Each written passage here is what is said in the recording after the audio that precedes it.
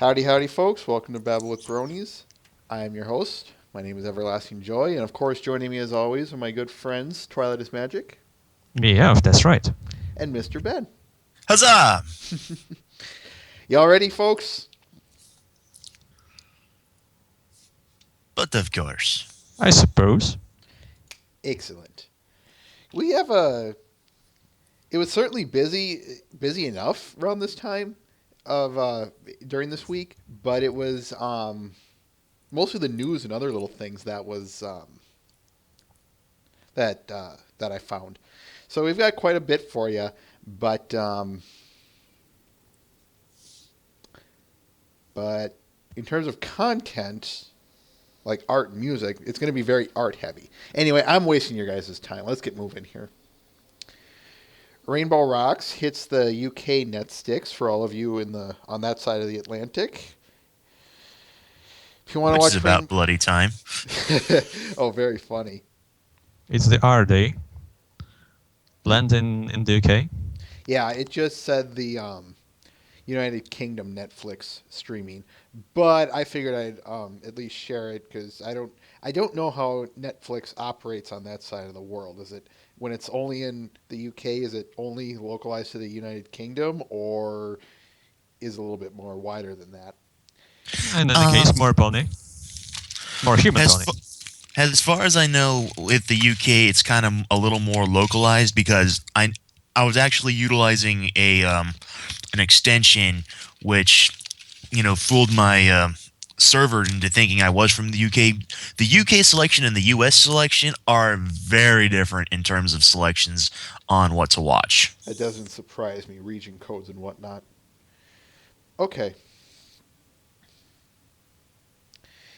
Anyway, why don't we move on to something different?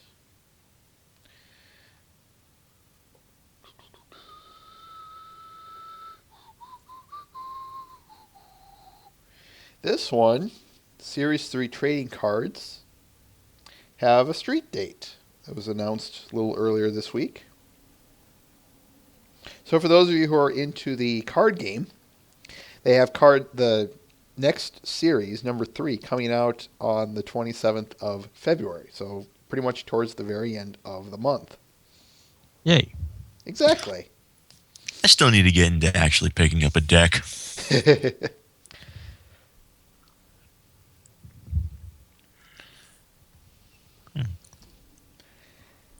Me, I got out of the card games myself, but that's just because there's no one. There is never anyone around for me to play it with.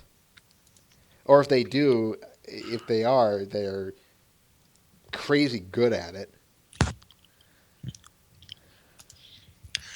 Well, hey, there's a nice tabletop sim.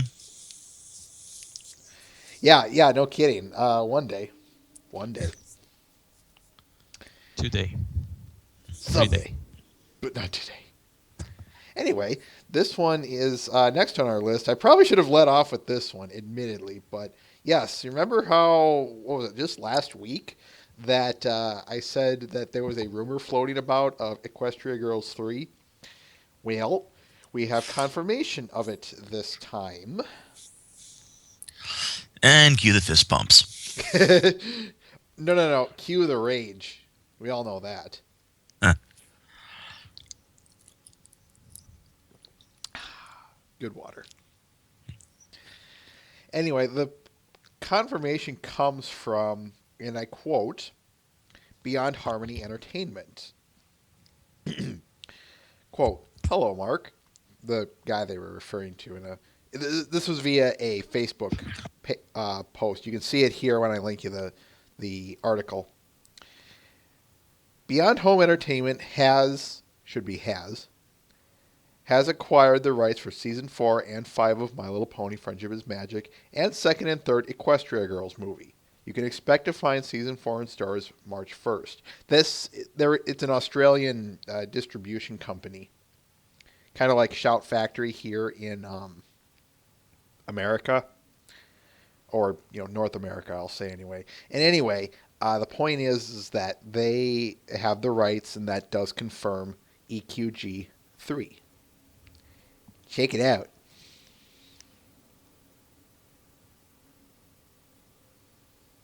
Well, I suppose it was a given, but it's good news, at least for me.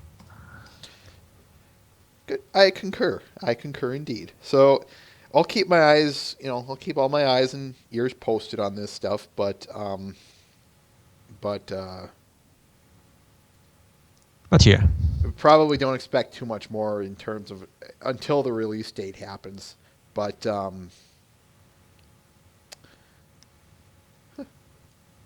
yeah, until I see a release date, I'm probably not going to cover this too much more because it's just going to be rumors and speculation, all that fun jazz I don't exactly enjoy covering. Anyway, let's move on. One thing I want to touch on before I forget it, I'll remind everyone of Cinema Equestria is looking for volunteers. We're looking for people who would be interested in joining our staff. This would be, as in, you'd be like myself, like Twilight is Magic, like Mr. Ben, like Rain Shadow, like everyone else who has colors in their text and the @ symbol next to their name. You would join our staff. We are looking for a staff artist, anyone who is good with programming languages or even, you know, anyone technical minded, and anyone who might be interested in who's a good streamer. And if you think your talents could be lended to us, that you think, well, it doesn't fall into those categories, but I know that I could help nonetheless because I have something Enuke to offer, then fill out an application. We have an others column in there, so feel free to fill one out. We of course will look things over. Applications close March 1st. That is the 28th of February is the last day we will be accepting these. Until then, spread it out, pass it around. Don't just localize it here.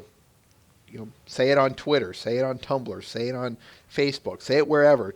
Scream it to the high hills for all I care that we're looking Scream for it from people. the mountains, scream it from the valleys. Exactly, bring your friends, bring your family. because they hiring everyone over here. Also bring artists.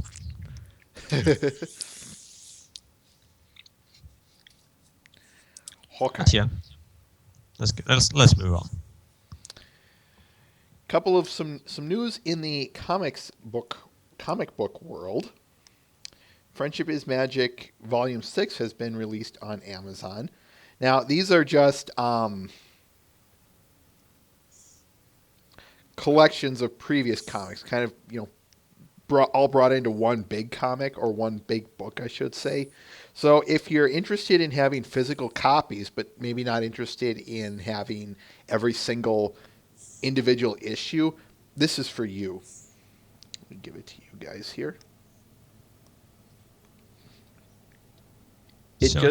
Go ahead. Yeah, that's Omnibus, Almanac, whatever you call it. That's old words, big thing. Compilation?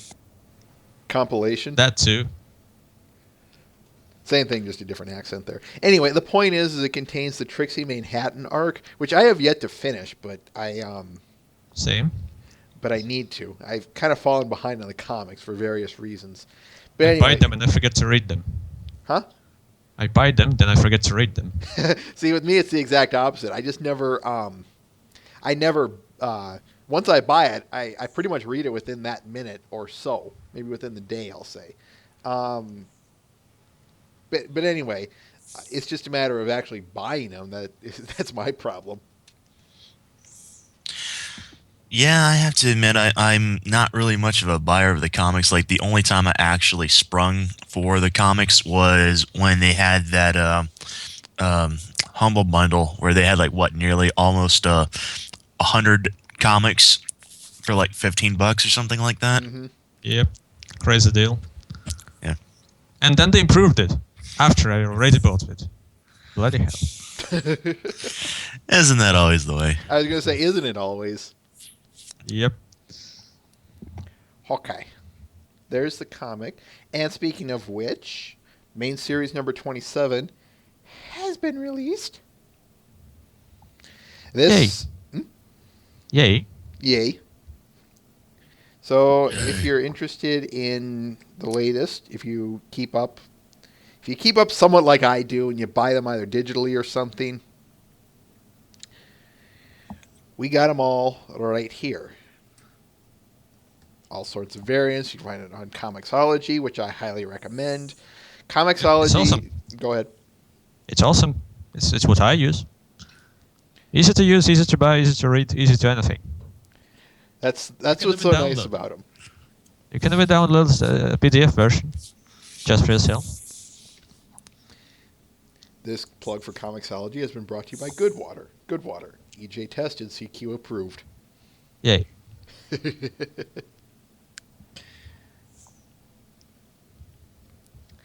Okay. Why don't we move on then? And let's see, what else do we want here? Okay. Top 10 videos of January 2014 has been released. Of course, by our good friend, Mr. Jay Haller. He has all the instructions in there, but of course, throw your votes in the comment section. It must have at the minimum 5 videos to it. And it must be from January 2014. So go ahead. Do that.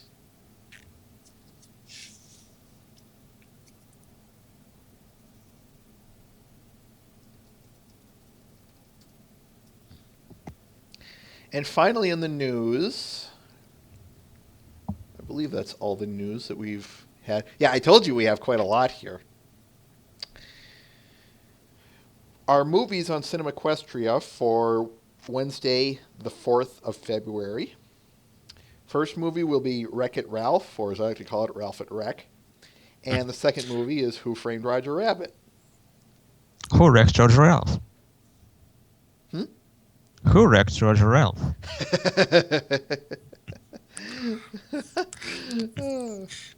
Interesting to note that both movies are actually major crossovers of like the respective eras of its time. One being about crossovers on basically movies and well, not movies, but cartoon characters, and the other basically about video game guys. Video Yep. games. And both involve the real world in a way. So it's good to have them together in the same movie night. I don't think we could have probably planned it any better ourselves, really. Yep. Okay. So, ladies and gentlemen, art or videos first?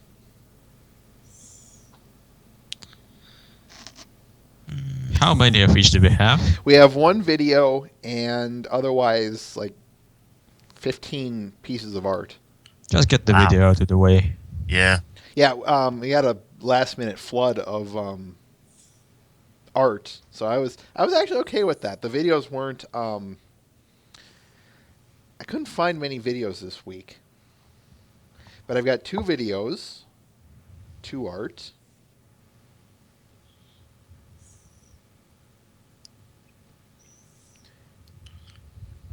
And one person thrown out the window. And 1 person thrown out the window. Yep.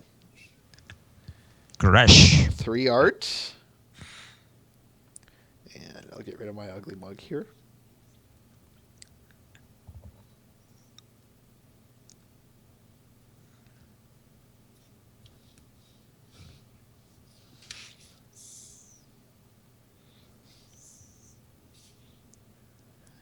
Three art, 2 video, and 1 person thrown out the window.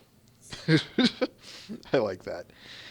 Art. I guess art wins. Guess All art right. wins. That's fine. We have people who have art here in the audience, Yeah. so let's do that. Okay. I know I lead off with that way too much, but I don't. But okay. Okay. Here's the Earth. Chilling. Dang, that is a sweet Earth, you might say. Wrong. No, that'll never get tired. That's one of those golden age of the internet things that will never die. And I love that. bless it for staying alive so long. And time gone by. Okay, seriously, I'll stop wasting everyone's time here. How about we lead off with this one titled "Good Night" by Intensaleave. In Intensaleave. There we go. And one for you guys. I've shown her work on here before. This one came a bit late the week before, but of course but of course got to show it. Got this time to show it this week. You guys have it? Yep. Okay, good. This looks something like out of practically almost World of Warcraft. Yeah, I would say Luna is best Arthas. Or best Lichkin, however you prefer. Of course, isn't it Nightmare Moon that she drew? Which it is. True. Yeah. Which, roughly the same thing. Quote, my second attempt to paint human Nightmare Moon in digital.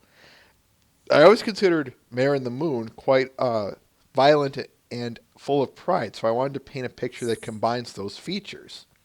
Hope it was at least a partially successful attempt. Also, it's my first time ever designing a scythe, and I enjoyed it quite a lot. I thought that it would be an amazing weapon for Nightmare Moon. At first, I wanted it to be only one-bladed, but the composition of the picture simply asked for adding a second one. After all, Nightmare Moon is a magic user, so she wouldn't have a problem dealing with such a weapon. Anyway, I'd love to know your opinion. End quote. Nightmare Moon is best Darth Maul. I was going to say the double-edged scythe, I think, is awesome. Just because It's a side rank. Exactly. You can throw it around with magic, as she said. And that It's like Darksiders 2, exactly. And it makes it pretty darn awesome, if you ask me. Yeah. You know, I actually want to see this as like a boss fight. I would so play that. Yes. I loved this one for some of the detailing. Take a look at her right cheek. I'll zoom in as best I can here. Scratches and scars across her face, the detailing in the armor, the detailing on the scythe. Seriously, when I link this one, check it out, guys. The hair. Intensaleave did not leave any detail unturned, and I love it when not just she, but any artist does that. Also, the awesome part about the hair, as I noticed, is that it's kind of half ethereal. That's it's there, but it also kind of melts off into space. Mm-hmm. You know, if it wasn't for the dark undertones, like the purple wings and like the shading in the hair, one could almost mistake this as a Dark Celestia instead. Mm-hmm. True enough.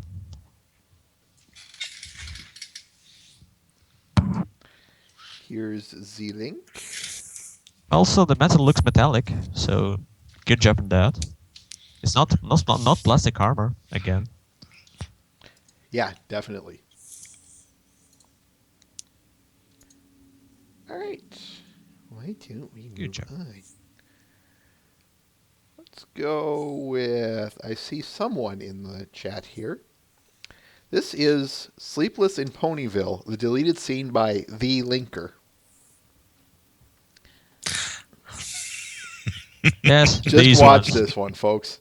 This one was funny. I've seen. This is great.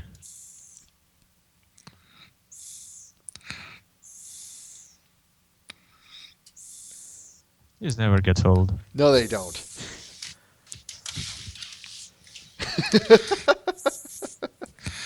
I like that it's Trixie.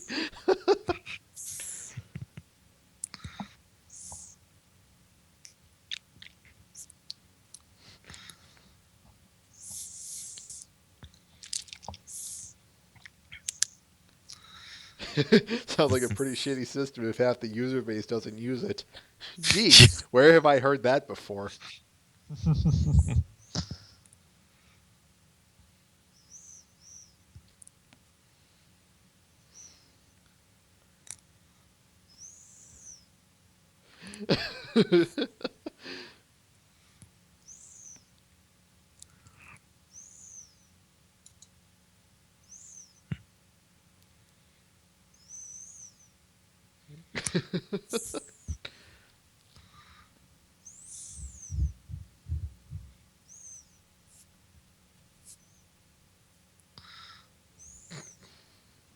The next morning. Da da da da da da. Ooh. There it is. I think it's a good choice, though. I like how it. I like what it says. Sometimes when the gods argue, you get cool stuff. Amen to Yep. that. I'll wait for the linker if he or she wants to add anything to this. And yeah, of course, then you guys in the audience can now see it without having to see it through the crappy small screen. Somehow Scooter looks good as a princess. She does, doesn't she? I just like Rainbow Dash's reaction there. It's like, awesome, or I slept well, and then it's like, whoa, which yeah, I expect, but all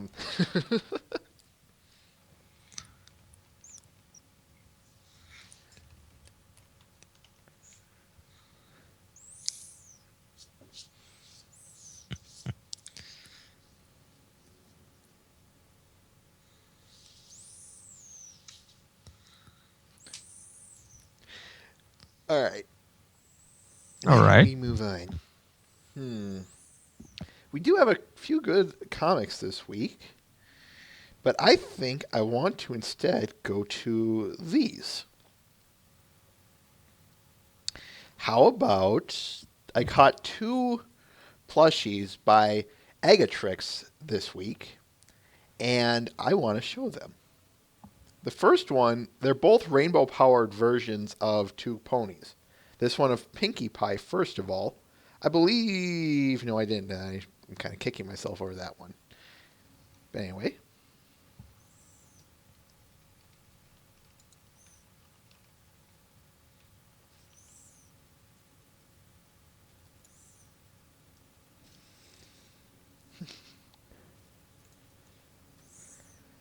Yeah, not hard to see why I wanted to put this one in. That face. You'll face the greatest in Korodai. Yes, hers is. Your face! Clang. Sincerely speaking, what caught my eye really fast with this one was not just the form, the form of the pony, which last time I showed her work, the Maniac plushie was superb. But what caught me with this one was the coloring more than anything. This was insanely colorful. I don't think I've seen a plushie like this, at least in a long time, that's for sure. And it blended so darn well. It just Yeah, This is- that's what I say. That's what I would say myself. It's insanely colorful, but it somehow works, even with a crazy combination. It's really well done how she was able to do this. I love the blend of the rainbow colors in the mane, as well as the multicolored cutie marks all around the hooves there. It's kind of interesting because a lot of people sort of lambast the rainbow power designs as being rather ridiculous, and she actually pulled it off well in a way that it's not garish or anything of the sort. Exactly. That's exactly how I would put it. So well done, well put. And don't forget the plot.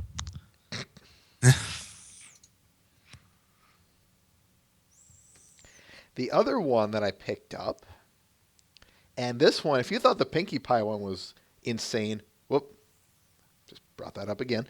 Check out this one.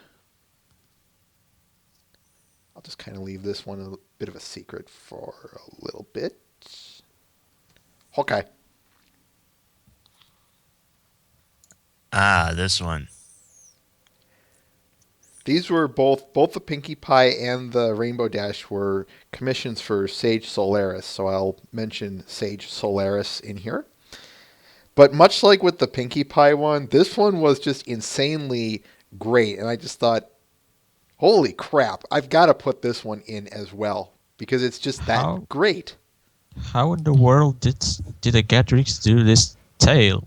How in the world? That was my first question. I was like thinking, that tail is just incredibly, that not so much artfully but masterfully done. I mean, that there is the work of Flashy genius. yeah, Are you gonna say a yeah. master? Well, I was gonna say yeah, master, but that sounded so flat. So like, oh man, I don't think it does, but Also, I that's like just how me. she, like how Agatris combined the blues in the wing Hmm. and then the tail too. They're different. They're blue and they work. Button mash. Take my gems, all of them. Yeah, all of them. Please. Sadly, that's exactly what you're. Well, I can't speak on Agatrix's behalf because I don't know her prices, but I don't think these come cheap. Yeah. I know she's probably going to say otherwise in the um, message when I send this to her, but I'll say that right now that in my experience from seeing plushie artists, no, they don't come cheap. Probably cost a leg and a wing in case of Rainbow Dash. not meaning to divert attention or anything, but I do notice that she's also got other plushies with some crazy tails. The Solar Flare plush on the right hand side, where it says more from Agatrix, is also a really well done on that one as well. She's he or she is actually a very well done, very well skillfully and gratefully skilled. Of course, my train of thought keeps getting derailed and jumping tracks here. Doesn't it Um, always? she the artist is very very good. I will say that much. It is just wow, leaps and bounds beyond what I could ever do. Indeed. All right, let's move on here. That's Go ahead. impressive. That's also I wanted to say that she managed to capture the characters in both cases very well. Hmm. Look at that face on both of them.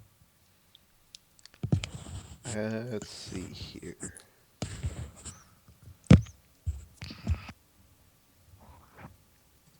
Anyway, moving on. How about we go with? Why don't we go with this one? It's a comic. Celestia's Truth Form version 3. Now I'm only going to Oh yes. there's only two there are only two lines to it, so I'm not going to so I'm going to I might as well just read the lines myself, or I guess if any of you guys want to, I don't care, but You go ahead for okay. reasons. All right, this is Celestia's True Form version 3 by Otakuap. Hope I pronounced that correctly. I believe it's time to show you my true form. Poof. I never really was on your side. Why you Funny should- thing, funny thing is I could actually see that actually happening. You know what the Yep. worst part is so could I. I never really was on your side. Good And old that's why I spy. wanted you to read it. Why, just so I could try and do a terrible spy impression?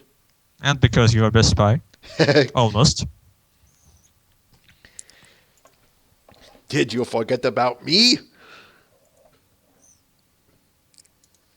Yeah, this one was a Tim recommendation, but I also have Otaku Up on my watch list, so I saw this one anyway. Okay, let's move on. How about this one titled Fashion Horse by Pictorial? Another Tim recommendation for us. What struck me about this one was the Enuke form. Unique. Check this out. Enuke. Yeah, that is an Enuke idea, Mr. Taggart. Or Mr. Lamar. Anyway, Blazing Saddles references aside, this is what struck me about this one was the unique form that Pictorial put to this piece. What struck it about you, Tim? Well, to me, it's actually a nice exercise in the palette, in using a kind of tinted or accented palette. That's all of it is essentially tinted through Rarity's color scheme. All of it is purple and white, in some shade of purple or white, but it's all of this is either purple or white. Well, aside from the sewing machine. I never noticed that, but now that you do, you're right. Wow. She looks a little bit strange with the lowered ear, but I can see this vision of ponies working. That is this style, this take on the pony form. I could see it working. That it's kind of halfway between how they would look realistically and the show. Because I can see the bone structure in the face, and it kind of feels right to me. Also, that detail on the horn. Just look at it. Yeah, everything here is rather detailed. The detail on her horn, her eyes, her mane there, The sewing Yeah. machine. sewing machine, the actual Yep. completed dresses. Look at even the wardrobe in the background. Look at it. You can barely see it, and yet it's detailed. Even her sketch is shaded. Exactly. There's this. I love the lighting in this picture. Mm-hmm. Just in general, this kind of lighting, but in this picture in particular too. All right, let's move on here.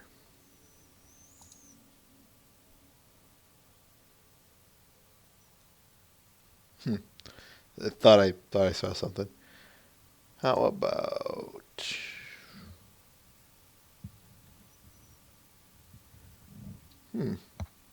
you have quite a few comics. A little more than I anticipated. I'm okay with that. Yay. How about I do this?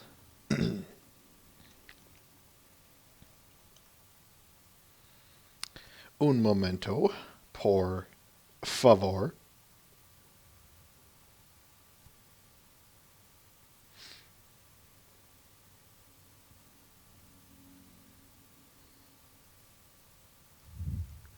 Do do do do do do do do.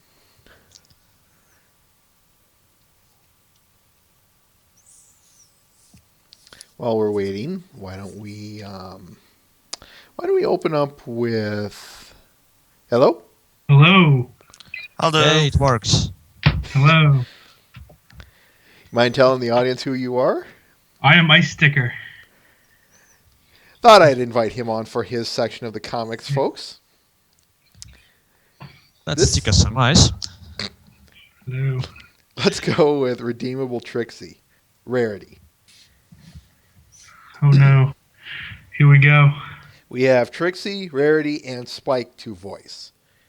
Who wants who? Hmm. And yeah, Ice, you're of course allowed to participate in this. If he wants anyone. I don't know. You guys can pick. I'll take whatever left if there's anything left. Tim? Maybe a Rarity. Okay. Ben? let's see. I suppose I could either take Trixie or Spike. Doesn't really matter to me. Okay. Why don't you take Trixie? And Ice, do you want Spike or should I take Spike? You can take Spike. Okay. Then there is, Oh. I guess unless there's no narrator, but that's okay. No. There's So, no narrator. so bear with us as we read through it. We'll read through it and I'll ask you questions. Already. All right. Rarity starts. Can't you go a little faster? I need to get this dress done by tomorrow. Trixie is going at the optimal gem hunting speed.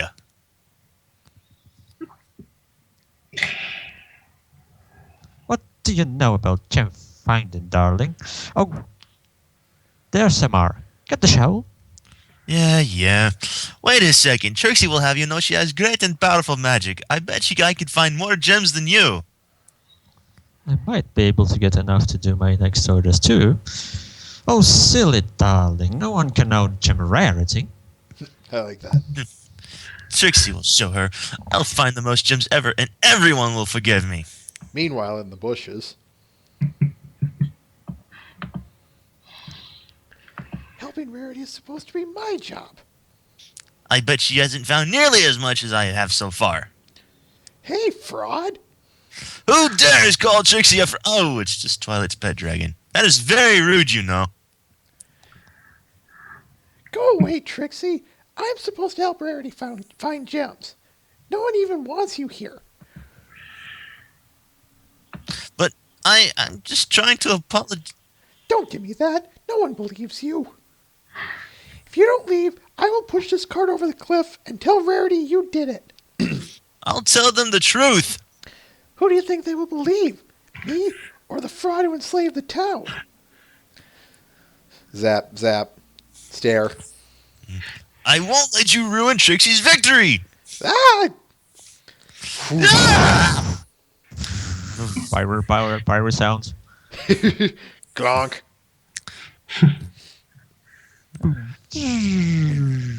Oh no!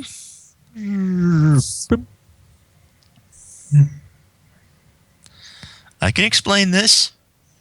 I told you no one would believe you. I think I hear Rarity coming back. Better run. Have you found all the gems yet?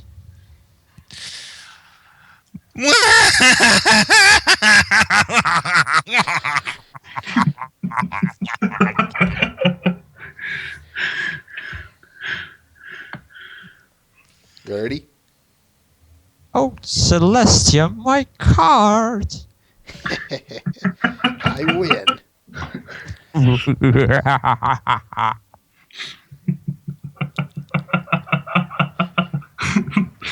Oh. This is like Villain Central.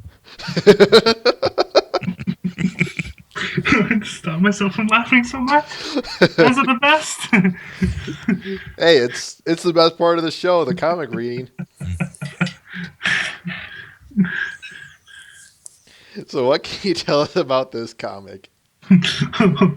Well, I started this one at BronyCon. It's been How like did the what? idea come Um, well, I've done a couple of other Trixie comics like this with Pinkie Pie and Rainbow Dash, so I was just continuing the series. But I was just sitting there bored because everybody I knew was vending, so I kind of sketched out the first three panels and then didn't know where I was going. And it took till January for me to figure out what I wanted to do with it. So I sketched the rest of it and then like drew it all up. You got quite a lot of panels here, though. Yeah, it's the longest thing I've ever done. I never want to touch something this long again. The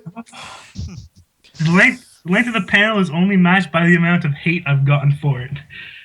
Oof. Go on. Oh, Derpy Burial and DeviantArt are just filled with people, all the Spike people hating on it. It's glorious.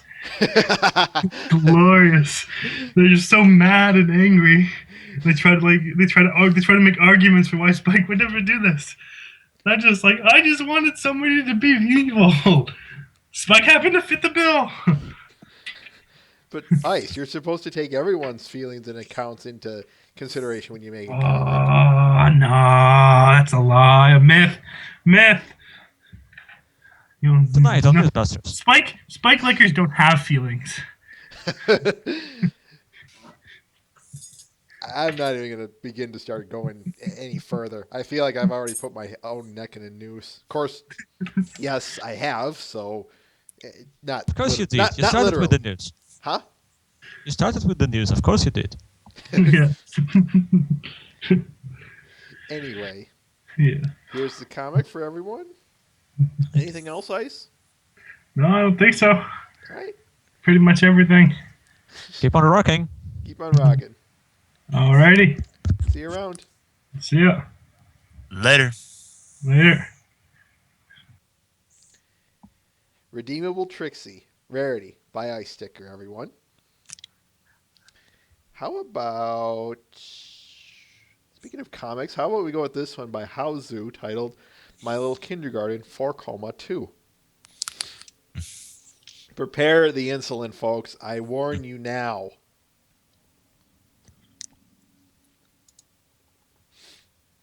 Let's see what we got here.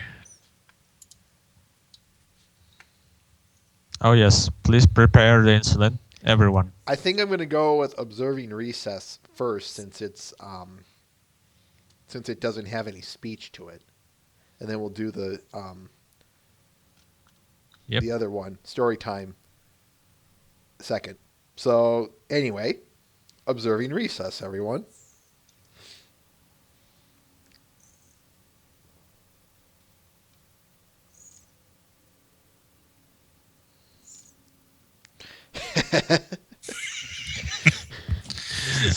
Reaction, guys, go! Reaction chord is best chord. Yes. Yeah, I know that's exactly what he was going for, and in my humble opinion, I don't think that could have been any better. Just because we've got it's Discord, people. I mean, really. Yep. Spilled milk and pinky coloring on everything. This is his this is his dream. All right. Story time. Who wants Chrysalis? I do. Okay. Well, that was weird. Anyway, we got Chrysalis and then just some incidental voices from Rainbow Dash, Rarity, and AJ. I can go ahead and take a couple of the incidental voices there. If you just want to take the others, that's fine. Because they only have one line, so you might as well. All right, Chrysalis starts. And the little Red Riding Hood said, "Oh, but grandmother, what a terrible big mouth you have." And the wolf replied, "All the better to eat you with. Aren't you at least a little afraid?" They must get used to it. Yay! Turn into a kitty. Wow. Wow. Watch those. I like that. Such a maze. Turn into a cat. That's my favorite. That has to be my favorite. Yep. Also, if I had hiring someone who could transform as as a caretaker of kindergartners, I don't know if that would be your best hiree or your worst hiree. Why not both? Do do do do do do.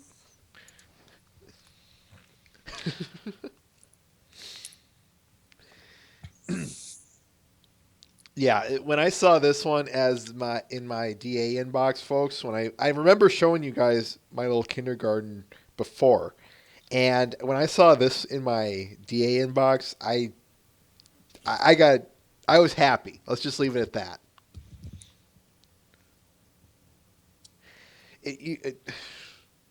Let me just put it this way: the reaction guys sum up my feelings about this as well. Yep. The reaction chord. Yep.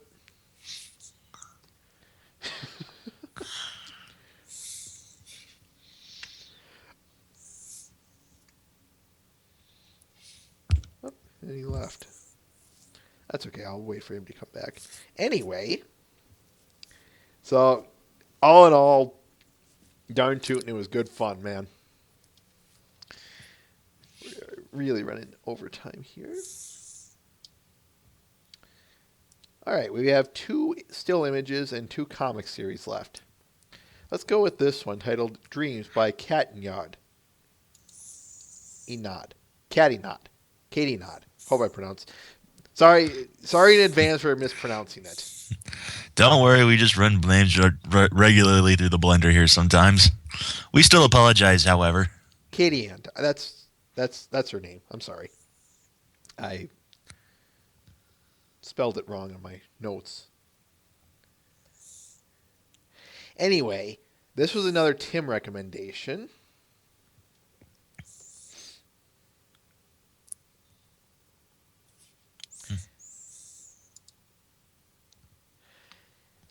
And it's not hard to see why I wanted this one in as well. I think it's very sweet, among other things. It's very colorful, very peaceful too.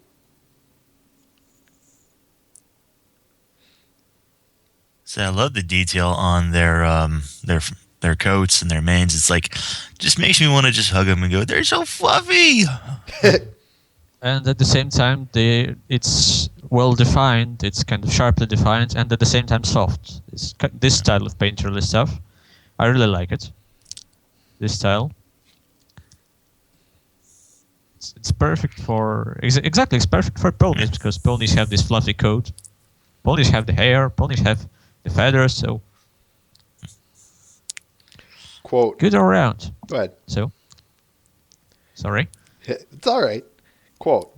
She's grown up, but she never stops admiring her idol. End quote.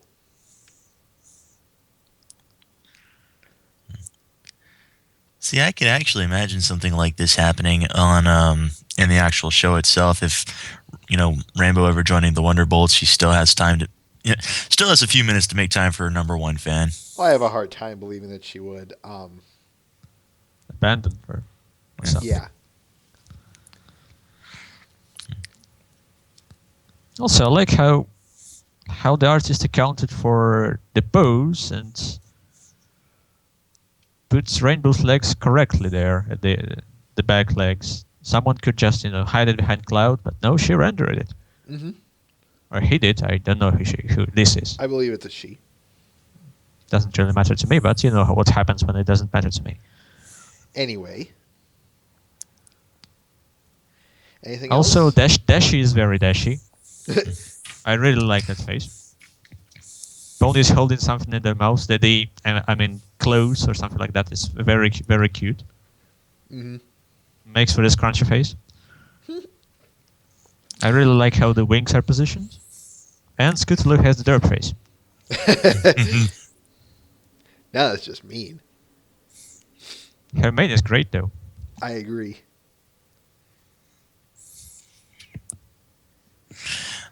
I'm thinking of something for Scootaloo's face, but it's definitely not a derp face. But Let's move on. Let's yes, move on, shall we? agreed. Moving on. How about we go with this one titled Royal Courtesy by Saturday Morning Proj. Actually, I take it back. We have 3 comics left. This is one of them.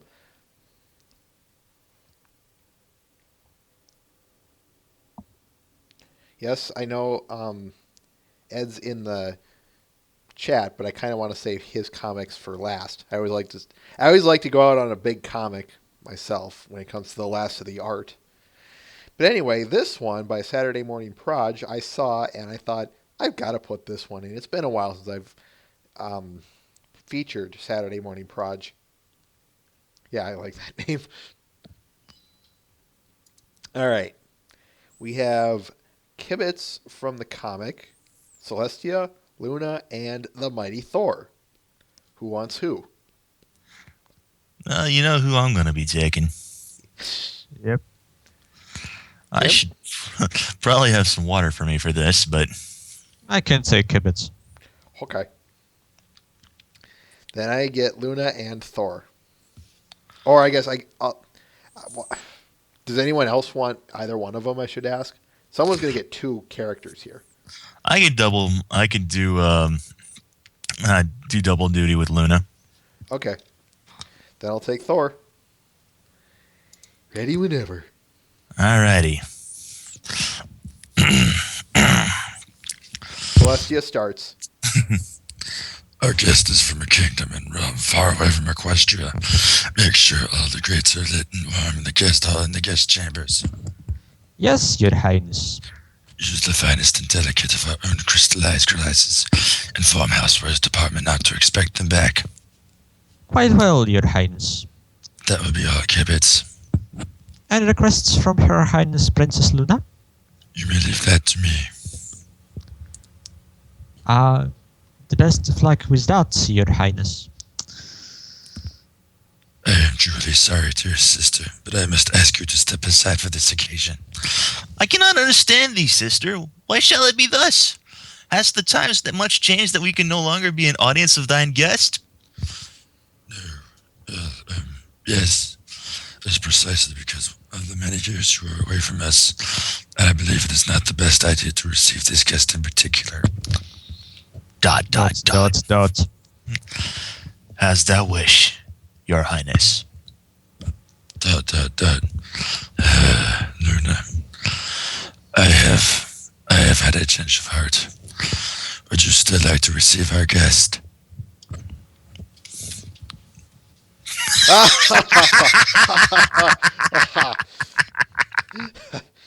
Marvelous. Such admirable feast, my ladies, and such fine beverages as well. Another. Servant! More tea! Crash. That terrible Irish accent. I apologize for that, folks. So yeah, the mighty Thor in the land of Equestria. How typical. How expected. I like that. The Mighty Thor is channeling Trollface there at the end. Huh? The Mighty Thor is channeling Trollface at the end there. Hey, I do that most of the time anyway, so I fail to see a problem. Yep. That he does. It's just that it fits. Mm-hmm. And to answer Tex's question, yes, I can talk. It's just something like this. I normally prefer to have a bottle of water next to me for moments like this, and I usually just am ill prepared for these kind of moments. I regret nothing, though.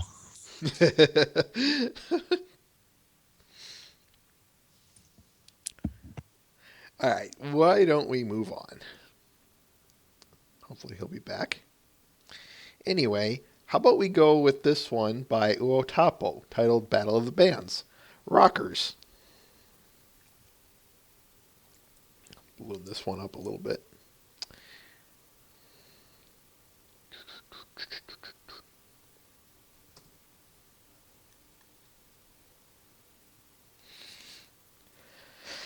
This one I will credit Tim with, but as well, I was going to put this one in.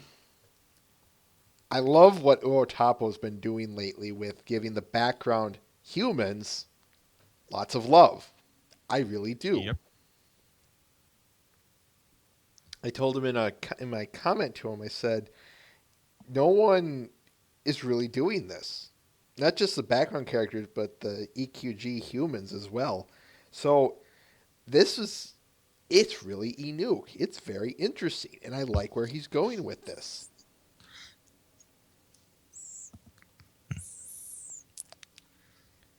Plus, go ahead. That is actually very amazing. I was like trying to think of myself.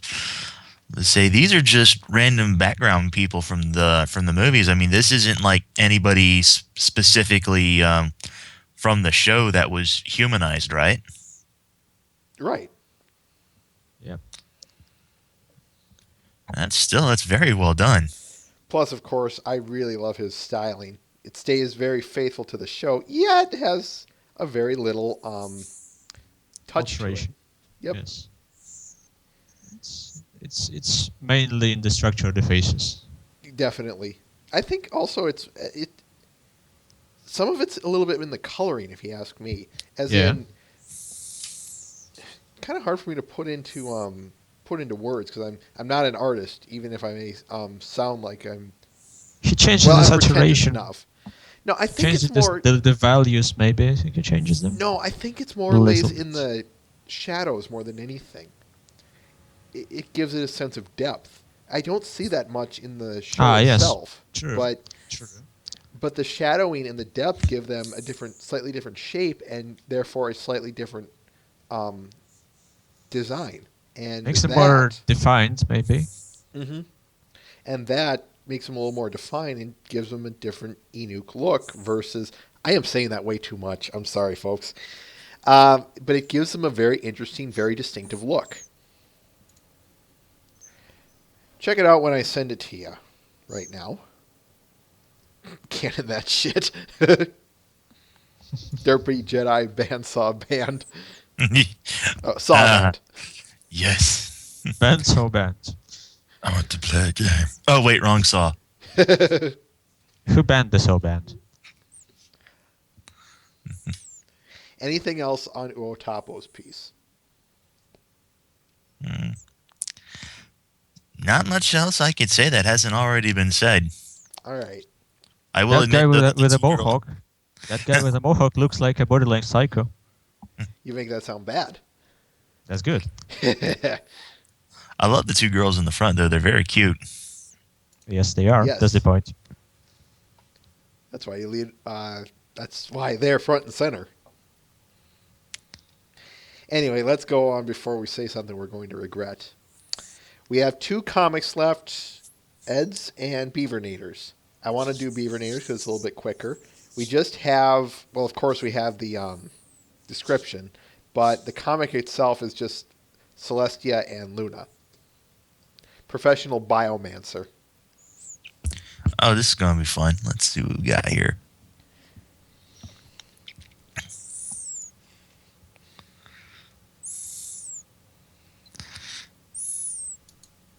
It has the description. Let's see. In the comic, like I said, it's just Luna and Celestia, but in the description, we have Twilight, Celestia, Fluttershy, Spike, and Luna. Why don't we just worry about the comic first? Who wants who? Tempted. I'll go.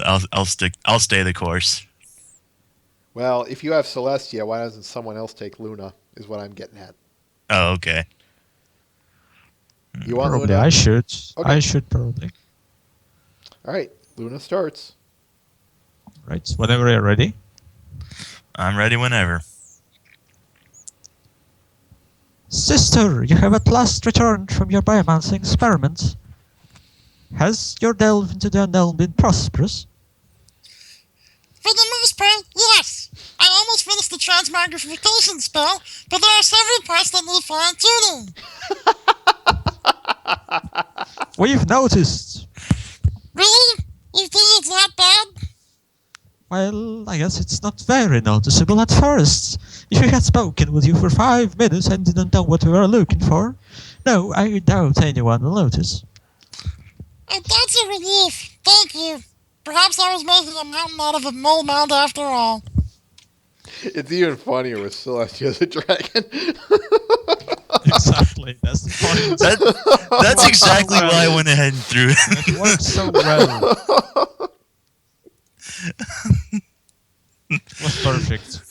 Oh my gosh, that was rich. Dude, you should just And this is how voicing adds another layer to the comic. exactly.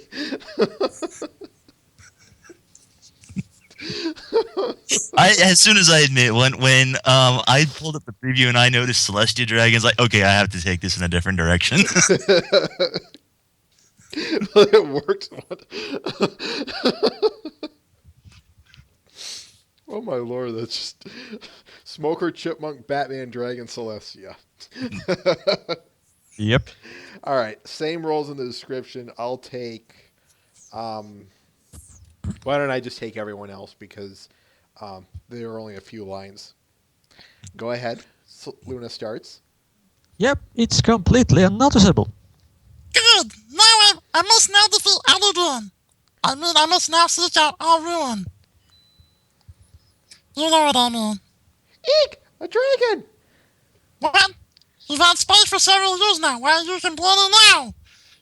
Yeesh, the nervous symphonies. Celestia, do I need to address you to address the dragon in the room? I mean, elephant. I'll address it for you. Thanks. I'm in the mood for barbecue. What? Oh, that's some serious stomach reflux. Princess Celestia, you're a dragon? A big, scary dragon? I knew something was off. The waking up in the gold coins, how visiting every town in Equestria resulted in everyone running away from their houses. Ah, nuts! Now I have to reverse this before everyone thinks I'm a supervillain.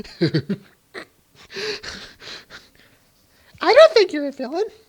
You're not helping. Can you turn me into a dragon so we can be partners in ending the world? Ew! No, I want to be a pony again. That was perfect.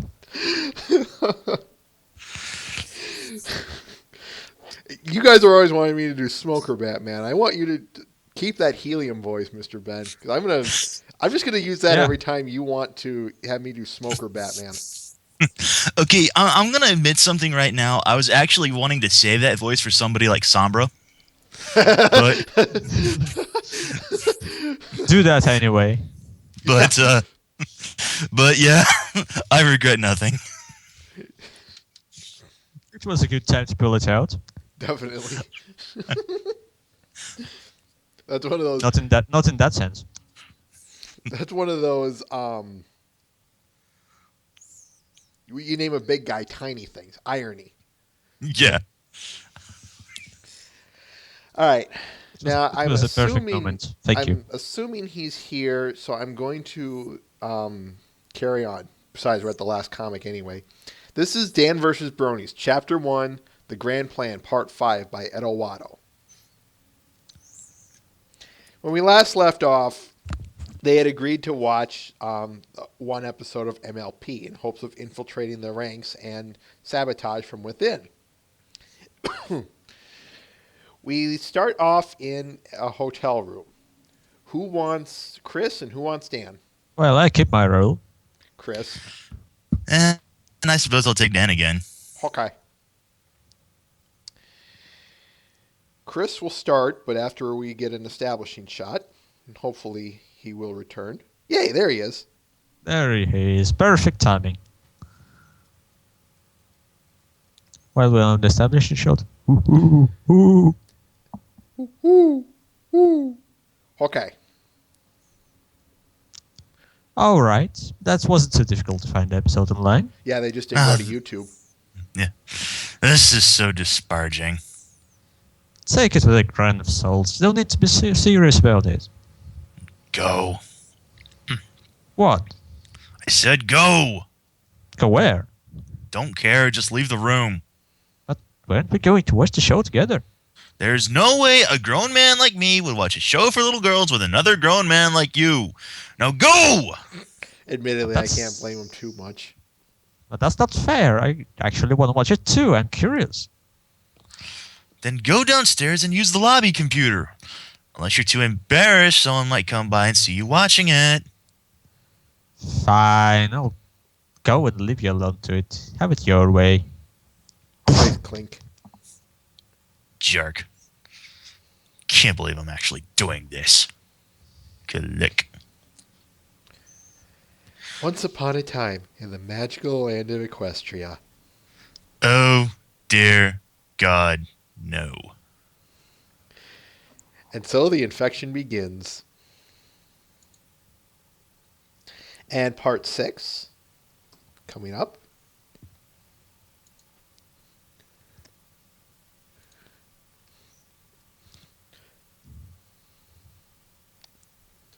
Yeah, I'll just provide incidentals and narration. Sorry, I think you forgot to mention accidentally threw part 5 in the chat again. Yes, you did. that was the point. Oh. Oh, I see what happened. Never mind. Anyway, yes, part 6 is up. So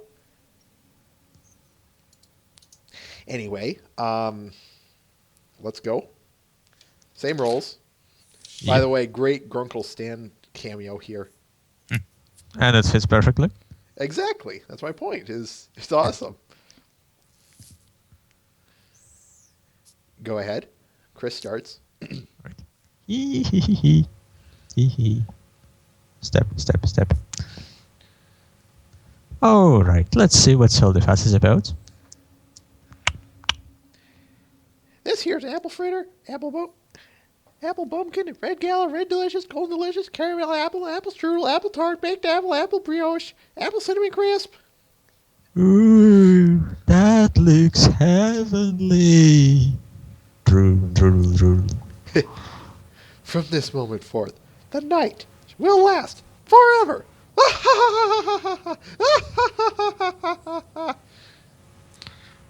What? Oh, come on! They can't just end it with a cliffhanger! Now I've got to watch the next episode! Click. My little pony, my little pony. Oh, so that's how it went down. Well, might as well check out the next episode just to see if they're going anywhere with this. Friends. Click. So the princess could have sent her 6 tickets all along? What a jerk! Alright, next episode. Click. Boom. What am I doing? I said 1 episode! Oh no, I'm becoming infected! Ah! You will not take control over me, you force of evil! Ah! Clink.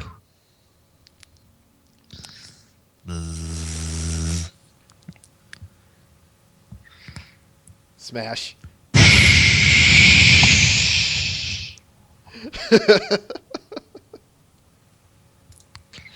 It's like I just said at the end. Let the infection begin.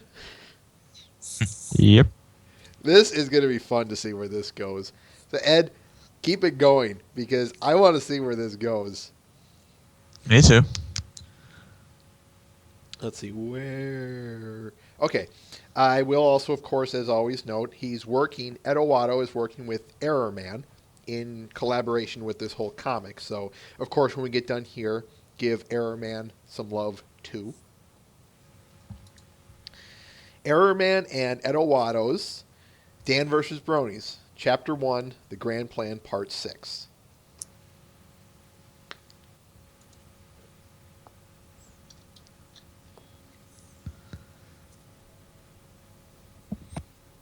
I just can't wait until I go back to the convention myself. I'm just waiting for, honest to God, I'm just waiting for him to see John Delancey again. Yep. And it's gonna be rather interesting to see how this is gonna be how this is gonna turn out, yeah. Alright. Let's move on to the videos, guys. And since we only have one, I might as well end the call here and just play the Yep. video. Alright. See Thank y'all in you. chat. Later. Yeah, that's right. I always like that meow. That's right. All right. Now, the video I got this week is, well, I'll just play it. Fluffle Puff Tales EG Part 3 by Fluffy Mixer.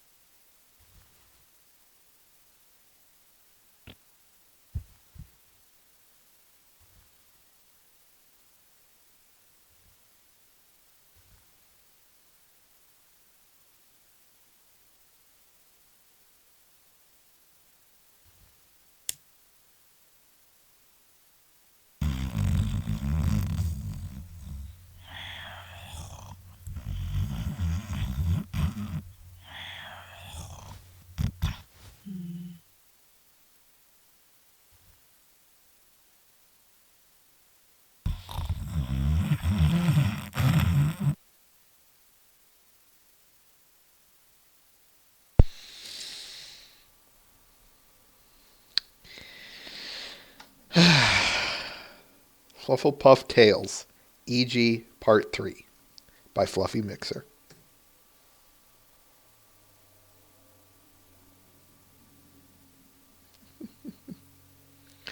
I think it's cute.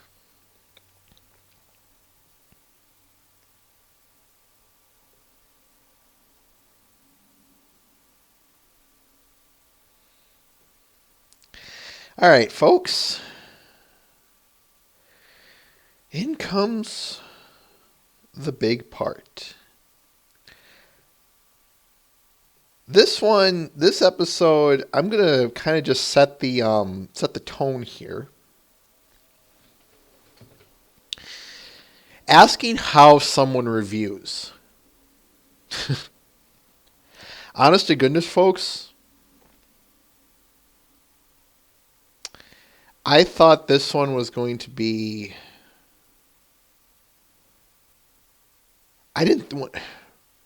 I've sat on this topic for a very, very long time.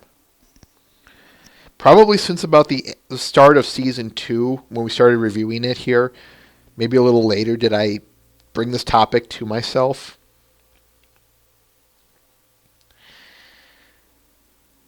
And I sat on it and sat on it and pondered it some more. And the more I dove into it, the bigger the subject matter got.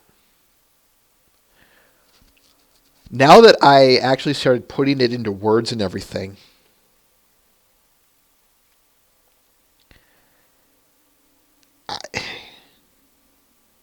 the further I go, the bigger this subject gets. It's like if I were to ask you what the meaning of life is, or maybe something a little more actually answerable, something like trying to have you guys explain quantum physics or something to me.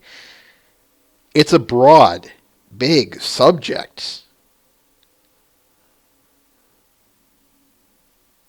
I'm not trying to discourage you guys. In fact, I'm only trying to do the opposite here. I'm trying to encourage you that it's it's just... Well, let me put it to you this way, another way. The subject we're going to be talking about today, first impressions, I've got about 2.5 pages on it of just my personal thoughts and some things I want to discuss with you guys. That's about the length of a big episode, like a finale big episode or something like that. Something where there's a lot of notes to it. And I'm not even done with all of my show notes. It's that big. We're probably going to be going 2 or 3 episodes before we get this thing done with. This subject that we're talking about, how one reviews. Because every time I think, okay, I'm just about done. Some other little point or question pops up that takes another page for me to write down. But I don't care. I want to talk about this stuff. I want us to start asking questions about how we review, and among other things, not just pony related. But I'm not exaggerating when I say that this is a big subject. A couple of things I want to note otherwise. Unlike most episodes where I do have you guys, I will bring a question up for you guys to answer first, and then I will answer it. It's probably going to be going in the exact opposite way this time. The reason being is because I'm going to ask a question, and it's going to be difficult to interpret on your guys' end. And that's not because... The reason being is because it's so broad a question and so vague, and that I couldn't find any better way of wording it. So that's all my fault on this case. So bear with me, as we are probably going to be doing something a little bit different here, but bear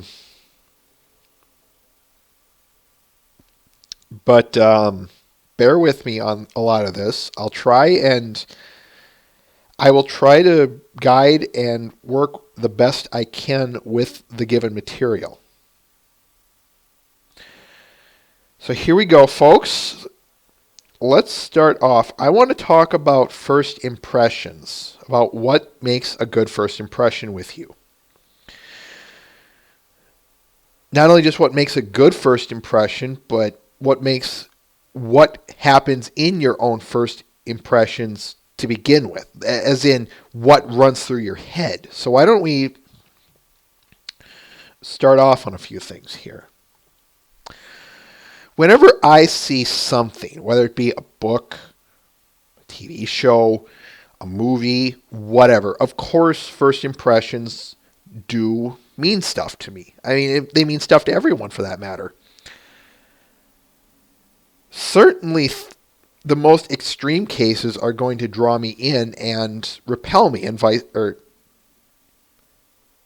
they're either going to draw me in or repel me to some varying degree. And yeah, as Tim's bringing up here, what runs through one's head depends on what they're looking for and focusing on.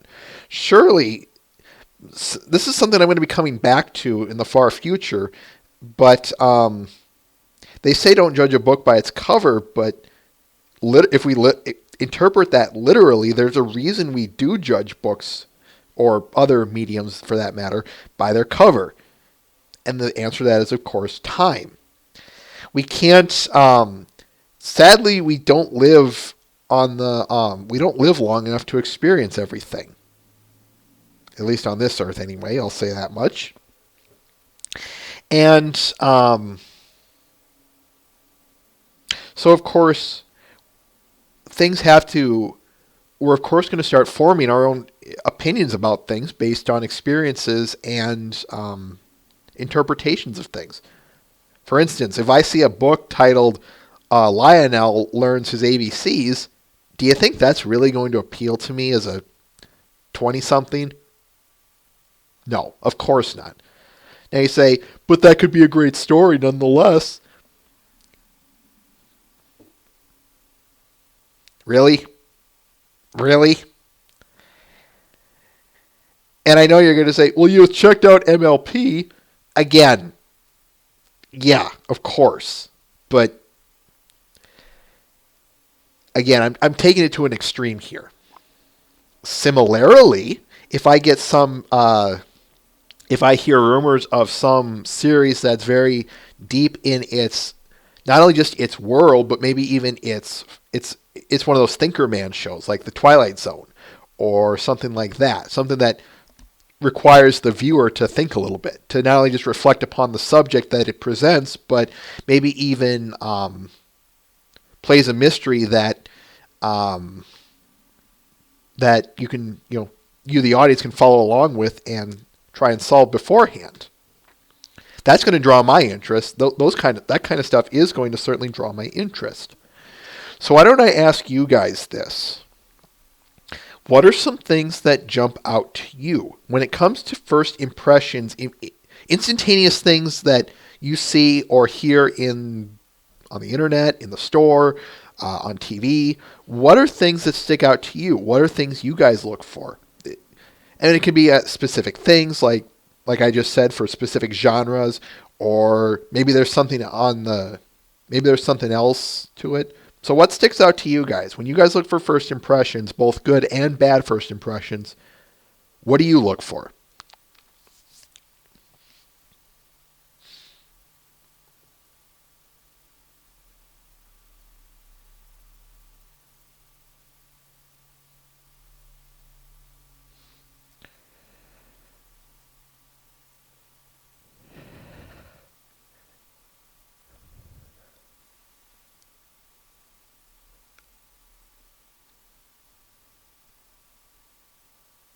Oh, one other thing I want to say.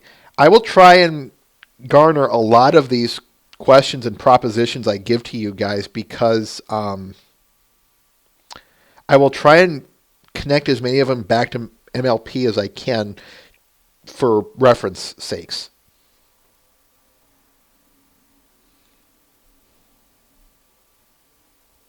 Ice left. Oh well. Show must go on.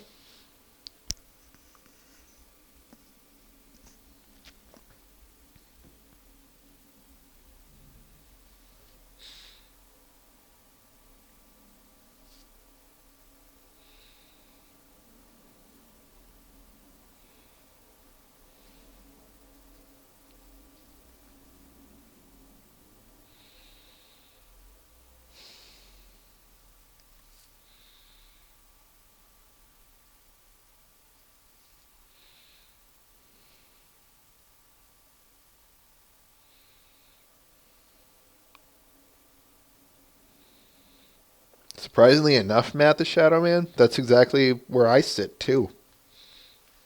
I'll get to that in a little bit here, or I'll go in a little more detail here in a second here, but yeah, I do want to. I'll point that out that indeed.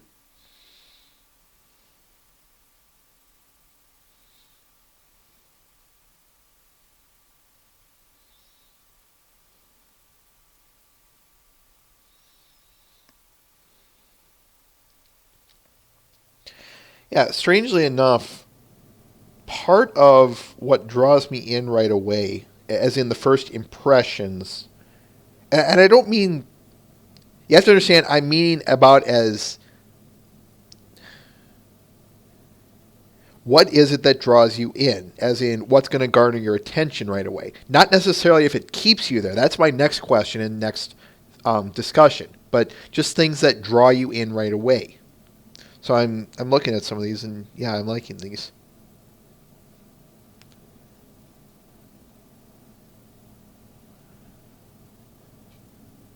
Yeah, and Matt and Mr. Ben are kind of hitting the same feelings I have about this as well. And that's not surprising. I would say first and foremost, yeah, along with Ben and Matt, it's the most superficial things that are going to catch my attention. Simply put, is my investment into this going to be worth it? When I see various yeah, Dizzle, I gotta agree with you on that one too. The originality piece in particular, actually all of it, competence, originality, and imagination.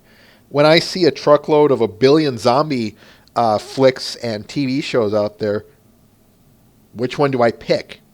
Better question still, why should I even bother to pick one? Okay, yeah, there is a reason for that, but my point stands that it falls under, if it's more of the same,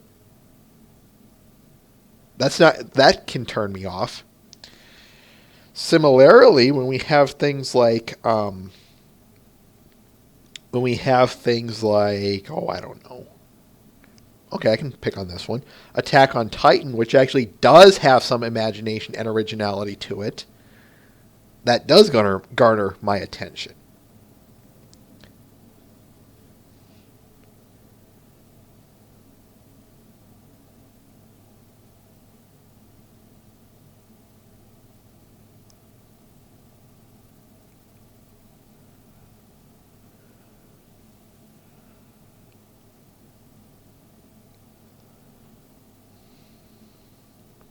So I think first and foremost, I would say that, yeah, in terms of first impressions, I just need to be, I need to be given something that says, yes, this is going to be worth your time. And the older I've gotten, folks, it seems that I've become less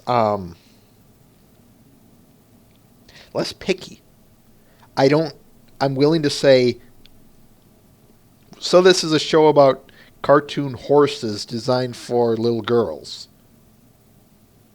I'll give it a shot. I mean, it can't be worse than some of the other crap I've seen.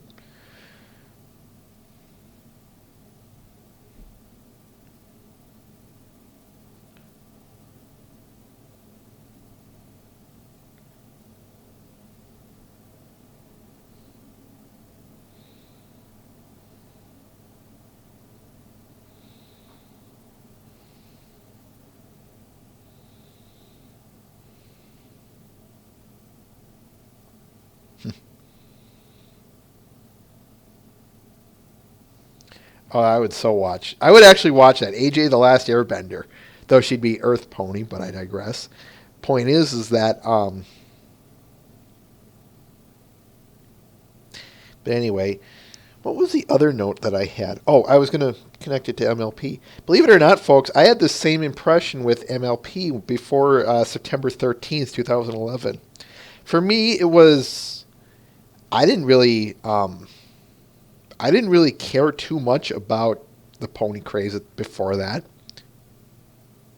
I mean, it was a show for little girls, so I felt that at the time that, that's, where's my investment into this going to pay off?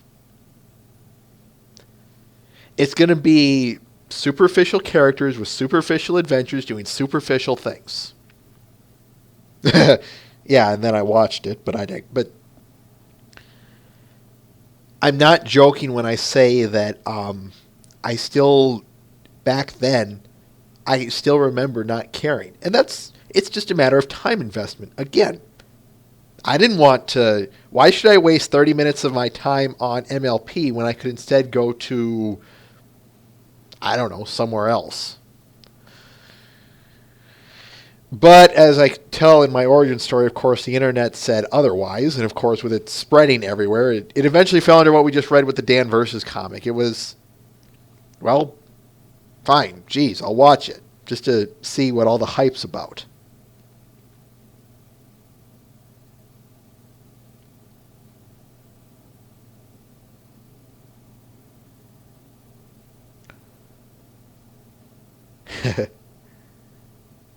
Yeah, and here I am. But I found that they say life is like a stage, and we're the actors. I know it's not true, but sometimes I do like to think that indeed there is some truth to that irony is that irony exists. So yeah, on the surface, MLP did not garner anything to me. But now, after I've watched it, now it does bring me to my next question here. So what makes you stay? What is it about any show or any comic, any entertaining medium that makes you stay there? And don't answer that quite yet, guys. I want to answer that. The difference between first impressions and, of course, what makes you stay there are two different things. Of course, like a lot of people, I've seen my fair share of stuff that it looks good at first, but then eventually it turns out to be a load of crap, and vice versa. What is it specifically? What are some specific things that draw you in and keep you there? Well, I think, of course, I just said that the investment is perhaps the most important part. But I would say that of the specific components that keep me there,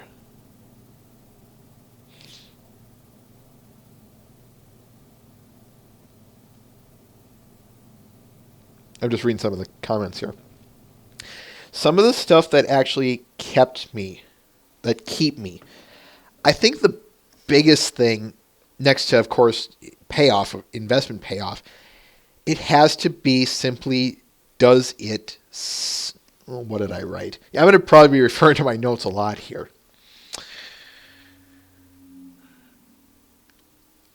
It has to have either one of four things.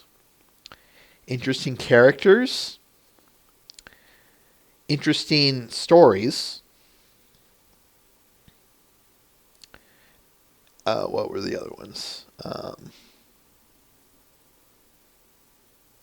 I'm sorry, three things.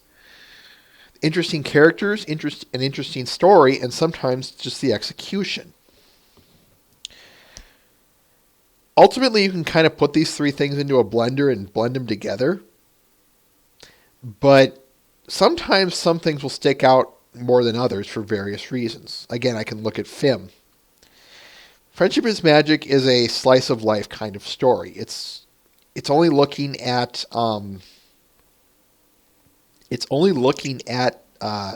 lives of 6 characters doing basically their daily routine. Yeah, sometimes they do shake it up a little bit for various reasons, but for what it's worth, ultimately it is designed to be, I'm trying to make a good harvest for the apple harvest this year. I'm trying to secure my future by getting as many clients and just contacts so that I can have enough money to make more dresses, etc., etc.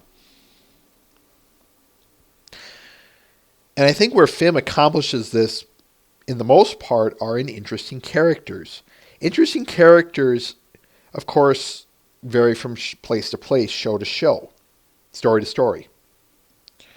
But I think where interesting characters lay in just how real they are. How close to real are they? Or I guess I could more accurately, how believably real are they?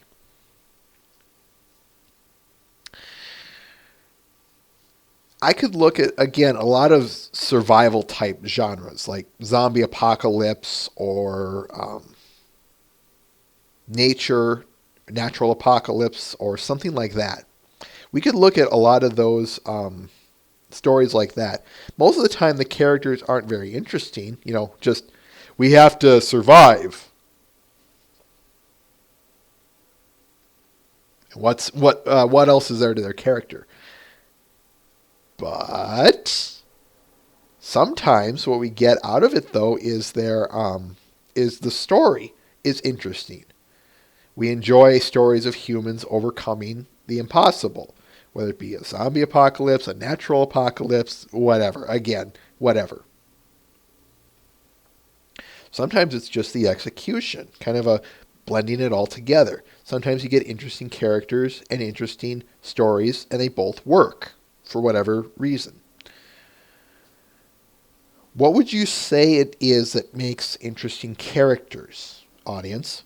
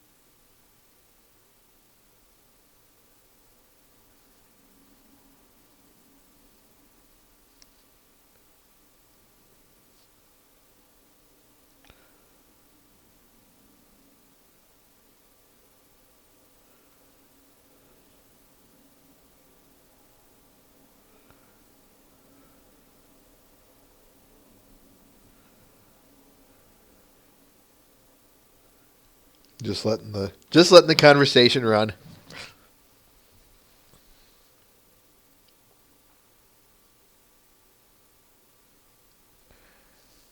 Yeah, I'd say Tim hit the head when it comes to interesting characters, and so did Dizzle Dazzle. Interesting characters to me personally. The most interesting characters I think have a few things in common.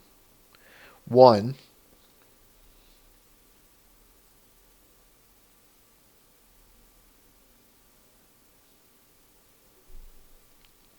a couple of things are One, I think all characters have to have some kind of goal. They don't necessarily have to be, I want to rule the world, or I want to, or something big.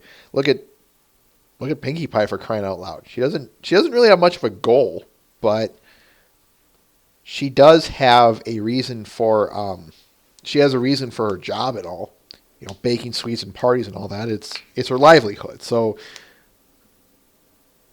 at the very least, having that would be her goal. Two, as I said, they seem real.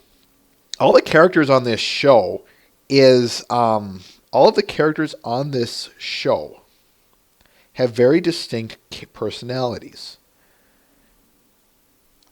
All of them, believe it or not, you could categorize into some archetype of story characters. You really could, at least in the beginning in particular. However, wherein the differences lay, just because they have these... Let me back up here.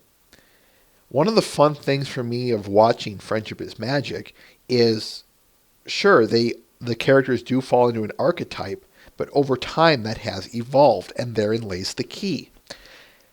These characters have become more real because we've seen various sides to their personalities. As, again, you guys have pointed out. You've pointed out how they aren't cardboards, they aren't flat, that over time they do change. Yeah, some characters may not change far more than others for one reason or another, but for what it's worth, all 6 of these characters have seen some radical transformations. And kudos to the show staff for keeping those details in their mind, keeping them in mind, i.e. continuity. Another thing that I think really gives a compelling character a good composition has to be okay, I'm just reading Tim's comment there. I think another thing that the characters that I find the most interesting, besides what I just said, I think I would have to say sometimes it really is just their personality. Sometimes, as I said, you can categorize them, but sometimes if they play their personality strongest, Pinkie being very happy, Rarity being very detail-oriented and fashionable, AJ being a hard worker, etc. Sometimes just them playing their strengths to their advantage can work just as well. Doesn't mean that they're going to be that they're going to lose it or that it's going to even change in the first place, but sometimes, honest to God, just them being human can be just as good.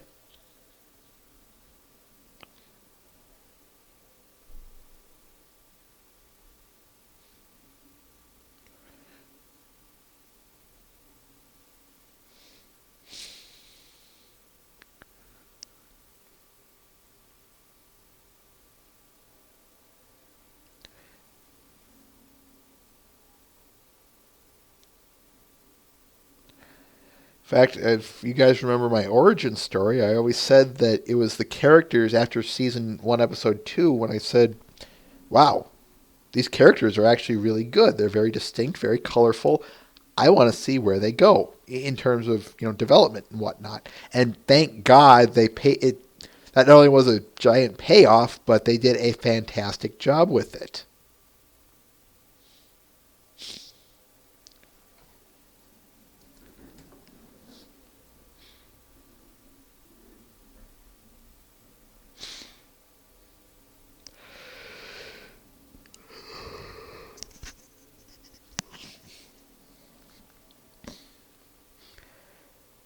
All for a 22-minute commercial, Matt the Shadow Man. So now I'm going to ask you guys again. What makes a good story? And these are things like each episode. So it's not necessarily the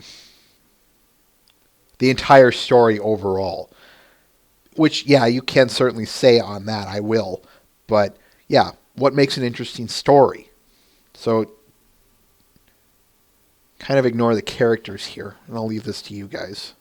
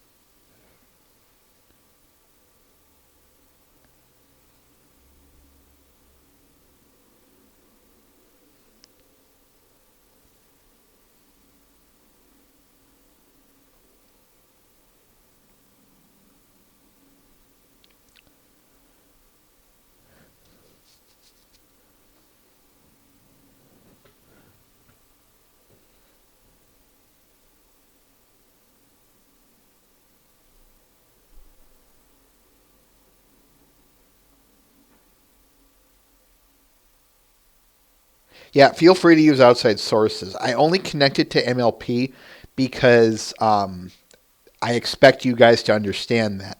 I wouldn't expect everyone here to know what Avatar The Last Airbender is or Attack on Titan or whatever. I don't expect you to know that, and that's fine. But ponies, on the other hand, it's for a matter of reference.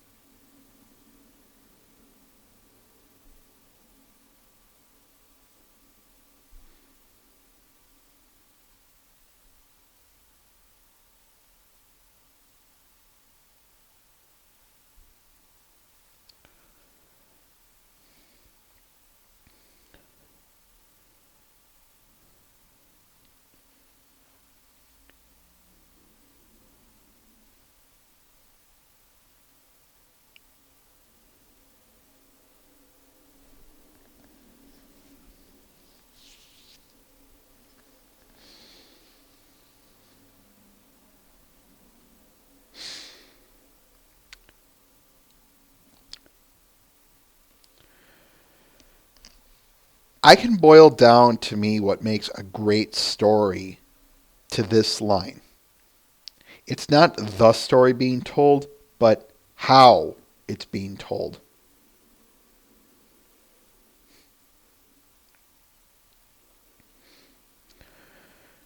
Whether it be whatever, a fantasy story, a medieval fantasy, a futuristic fantasy, a zombie apocalypse, slice of life, you name it. Just start throwing stories out there, folks. I would definitely say that what makes a compelling story work is that it first and foremost establishes its world. It establishes its own world and tries to set things apart. It does this by first giving its world and defining the rules of it.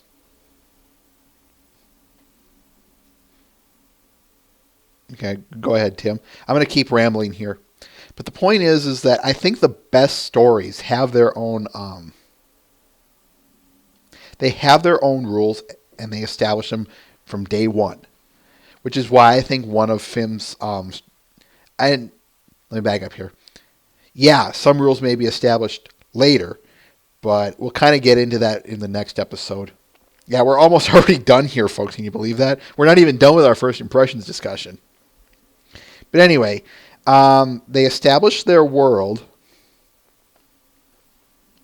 and they stick to their rules. So, for instance, unicorns are magic users. or as in they can use their horn for magical purposes. Pegasi can land on clouds.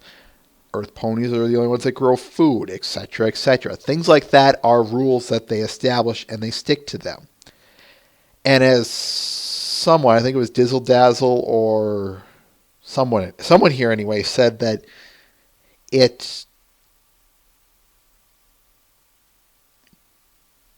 what was it exactly?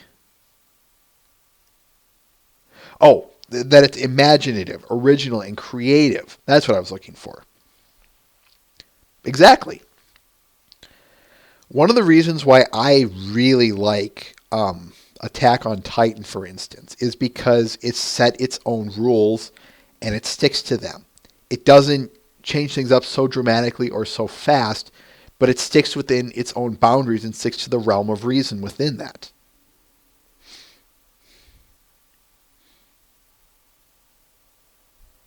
I think we're flying around on two different topics here. One other thing that makes an interesting story, to me anyway, doesn't matter if it's a good versus evil, slice of life, anthology, whatever. As generic as this is going to sound, it has to tell it in an interesting way. It really does. Simple. Let me just read my notes here. Maybe the story is more character focused and we're concerned about the character's personal growth, so it sticks to that. Maybe the story is focused on a theme, like it's a morality play, or it's something about the nature of humanity, or a social satire. It should stick to that. It should stick to that and know exactly what it's trying to accomplish. Yeah, you can basically boil this down to the story itself has its goals and sticks to them just as the characters they establish would have a goal and stick to them. That, I would say, is what makes a compelling story.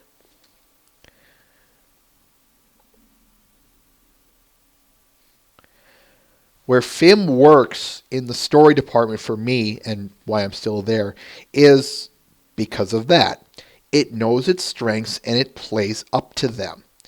It knows it's a slice of life kind of story. So most of the episodes are focused around that. We have Putting Your Hoof Down. We have Griffin the Brush Off. We have Baby Cakes, for instance. A lot of these episodes, they may invoke some sort of fantastic element to them, but I'll get to that in a second. That might be true. Or back up here. It knows it and it sticks to it. The focus of the show is personal character growth and a moral play. That is to say, it has a lesson to it. It sticks to them and sticks to them beautifully. Yeah, there may be fantastic elements like trying to talk to a dragon and convince it to leave, or a rampaging tyrant is on the loose sucking out magic, something like that. It may throw us a few curveballs, but it's not without the realm of possibility within this universe, so that's why we can buy it. You'll notice how I keep saying believability and believability. Take note of that because we'll be coming back to this.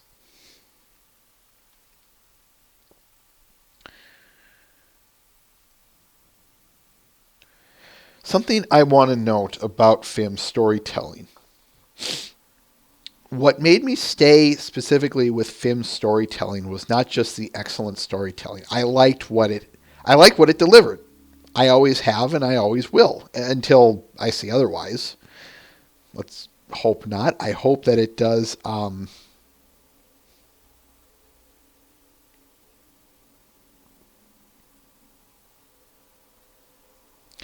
reading the comments here.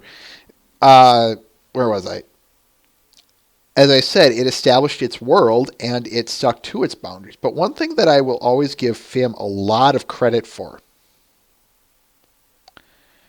was the little details to it. And I think this you can kind of put as a miscellaneous or a some kind of extra point. But for what it's worth, I've always been impressed by FIM's attention to detail. Not just, how many times have you guys heard me say it's the little things, or how I point out some little minor detail about something, but I say that and that's some either huge crux of my argument, or it's something small, but it's so substantial to whether the story or the character or something like that, that it that I have to point it out. I say that quite a lot, don't I? There's a reason for that. So I think definitely one thing that helps with the storytelling can definitely be the staff's investment on it. This isn't to say that the staff itself has to be Friendship is Magic level of invested in the fandom, like, with the conventions and whatnot, but it definitely does. You can definitely tell where the show staff of any show are invested or not. Look at all the times we've done CQ riffs. We're 7 episodes in at the time of this recording, and I can just pick on the I could pick on just about anything that we've done. I'll pick on Lion and the King for that matter. No, I'll pick on the Nintendo cartoons. That's probably going to be highlighting my point a little bit better, especially since we just said it pretty much all throughout the whole thing yesterday. Look at all the times that we said that the animation was lazy, or that, or we asked what the hell was that because we didn't know what the heck it was doing. Something like that. Forget just the fact that it was probably just sloppily put together. One of the things that I didn't like about half of the shows that we were watching yesterday was just that. It felt lazy. It felt like it was lazily put together by people who couldn't care less, that just wanted a paycheck. Don't get me wrong, that's fine. But, on the other hand, it shows. And as I always ask people, if you don't care, why should I? So yes, I do look for effort when it comes to products or services.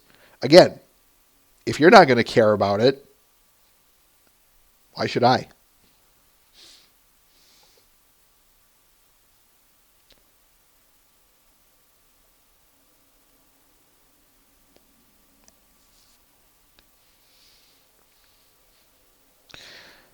I could go on and on with FIM here. I've got a few more bullet points I do want to share because, I know you guys are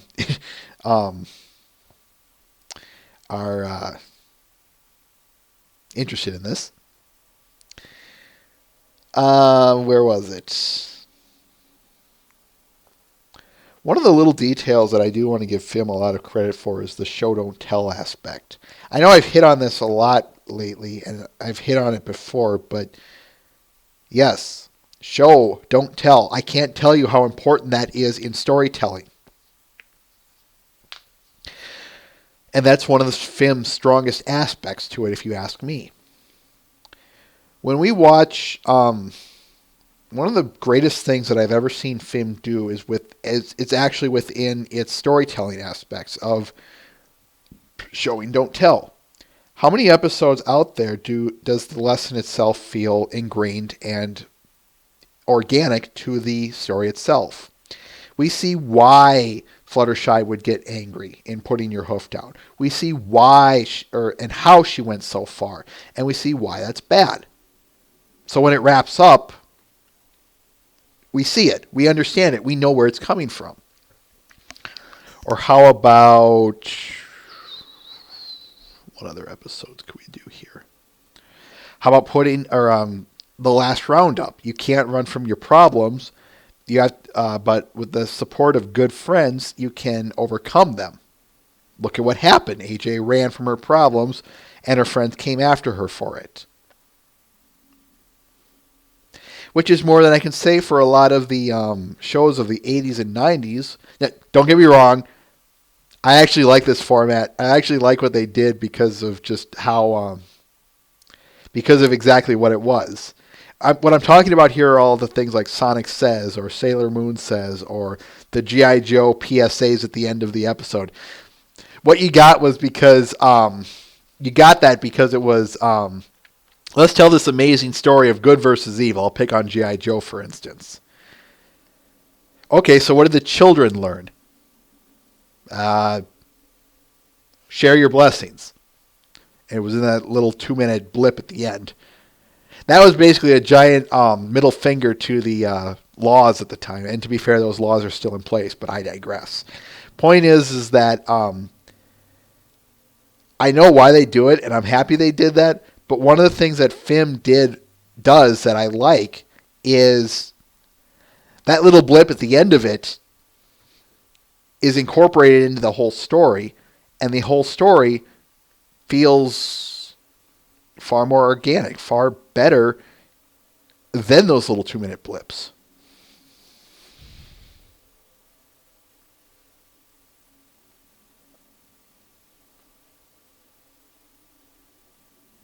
Crazy rabbit pony. You can't run from Pinkie Pie. Nope.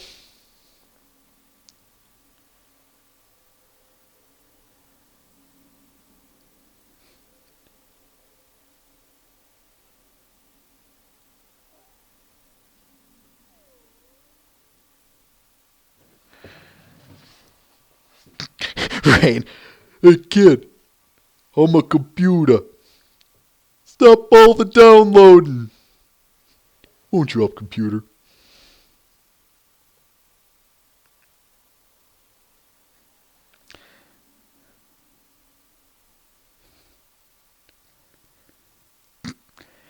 I'm going to go on record as stating this, folks.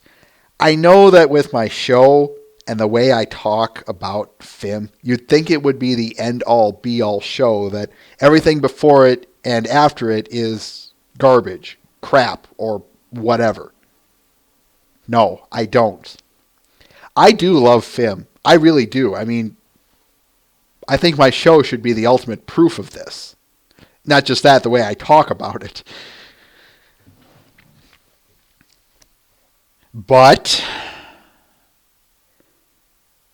no, I don't think this is the greatest show in the world. That is to say that it's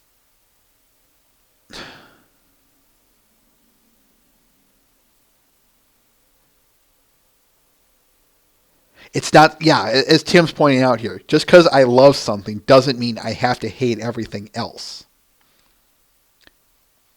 Couldn't have said it any better. Speaking of love, I do have a question for you guys. I've got 2 more points and I think we're going to wrap up for today. What makes good humor in a show? Now, obviously, this one varies.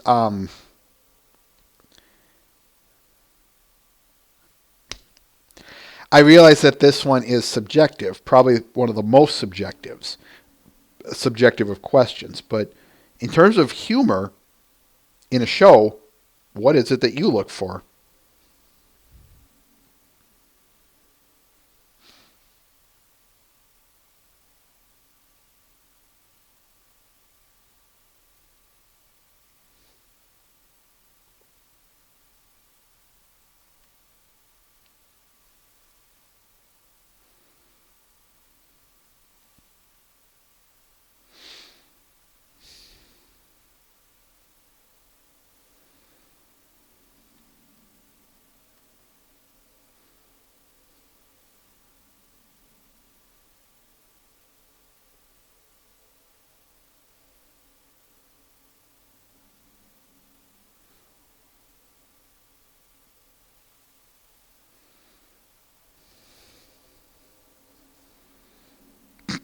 And you hang around with me, Tim.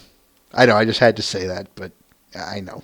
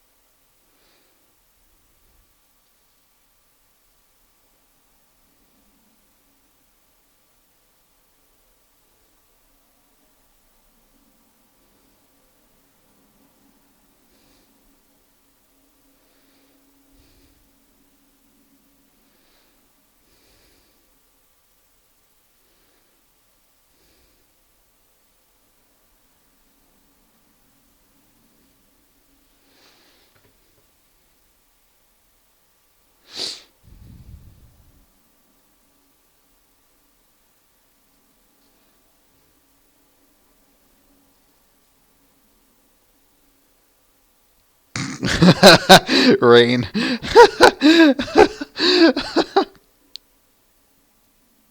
Just don't put it in your mouth.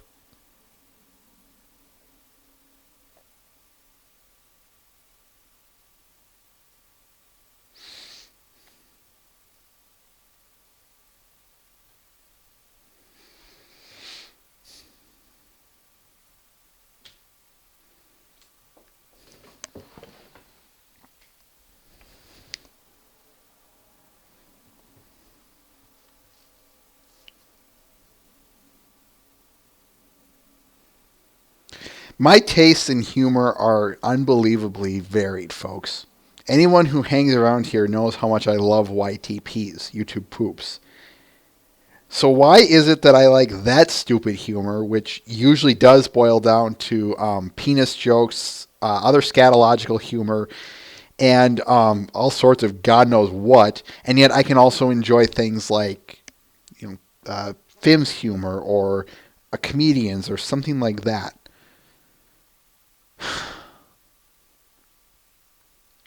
And more importantly, why do I hate some of the same stuff like Family Guy, which does have slapstick humor, but I find none of it funny?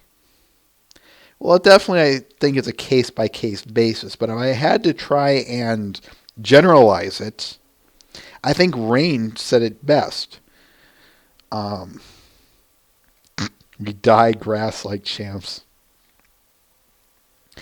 It's not, it's a matter of thought and execution.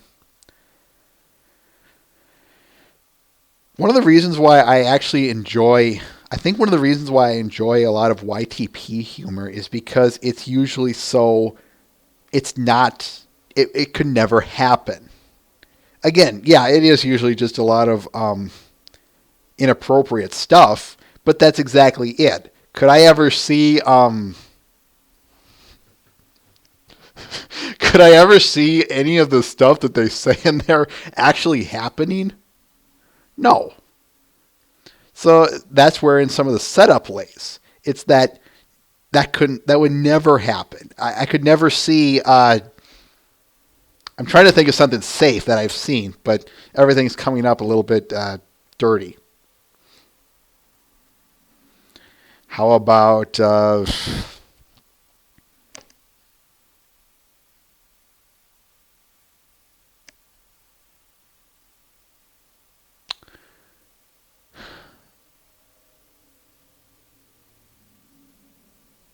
Well, you guys probably are well aware of it.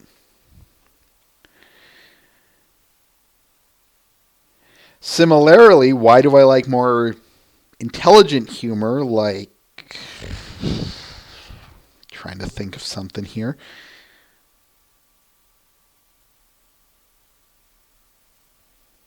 Well, I could say something like British humor or some other British comedy-like shows, or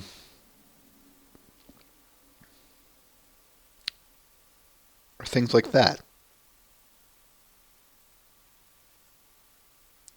I would definitely say that it's, a matter of timing and setup. You can setting up a good joke, if it works, it works. And I think that's where the similarities between both sources lay. It's just a matter of setting up. If they set up the joke, whether it be an unexpected joke, all the way to an expected joke, but if the execution's there, it works. One thing that I never loved about all of the Family Guy jokes, and I kind of have to agree with Tim to an extent on this, is the extreme vulgarity of it. I do find a lot of the humor in there, especially the later seasons, rather vulgar. Stuff I don't care to see. You really can do good jokes without going dirty, folks. You really can. On top of that, I don't like how long they have to drag a stupid joke out there. No, I don't care how funny Peter getting his shin kicked at is. Don't have him sit there going, for 5 minutes. That's not funny. It never was funny. It's never going to be funny to begin with. Yeah, I hate Family Guy with a passion. I'll just throw that out there right now. What's the difference? Well, definitely, as I just said, even though there was no setup to that joke, it wasn't funny because as much as shin shots hurt, yeah, sometimes they can be funny, but is dragging it out really going to make it any funnier?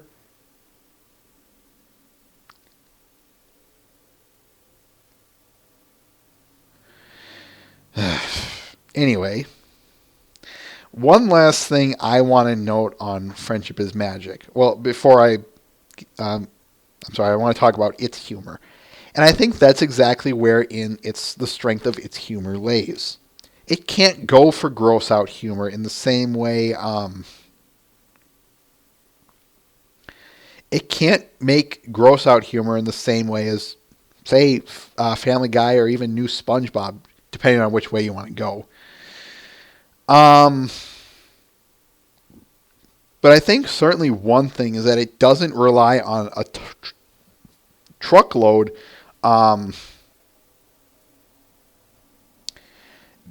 It doesn't rely on a truckload of running gags. Yeah, there are running gags in this show, especially as we've gone on, but that's duh because they've established it.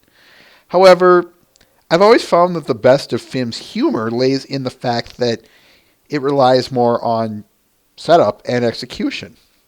For instance, I find the slapstick humor funny. I find it funny when Rainbow Dash plows through a tree in Hurricane Fluttershy. I think it's funny that Pinky does all of her physics breaks, like diving into the pool quietly in Too Many Pinkie Pies. Stuff like that.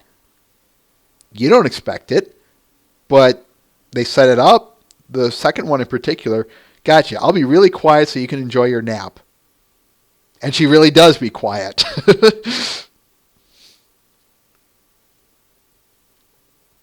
Or how about all the puns? Stuff. A lot of stuff like that is to me what makes the humor of Fim good. I think Rain Shadow once pointed this out to me, among other people, that the great thing about kids shows and humor is that they can't rely on dirty jokes. They can't use them. So that means they have to get a little bit more creative with them. Case in point right here.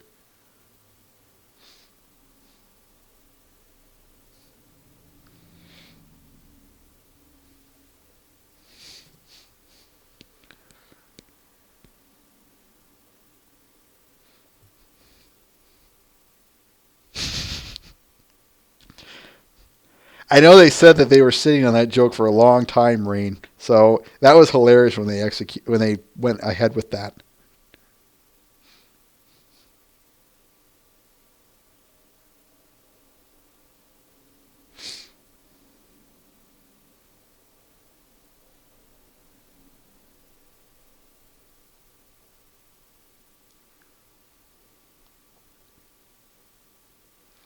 And heck, even all of the adult type of jokes that they sneak in there.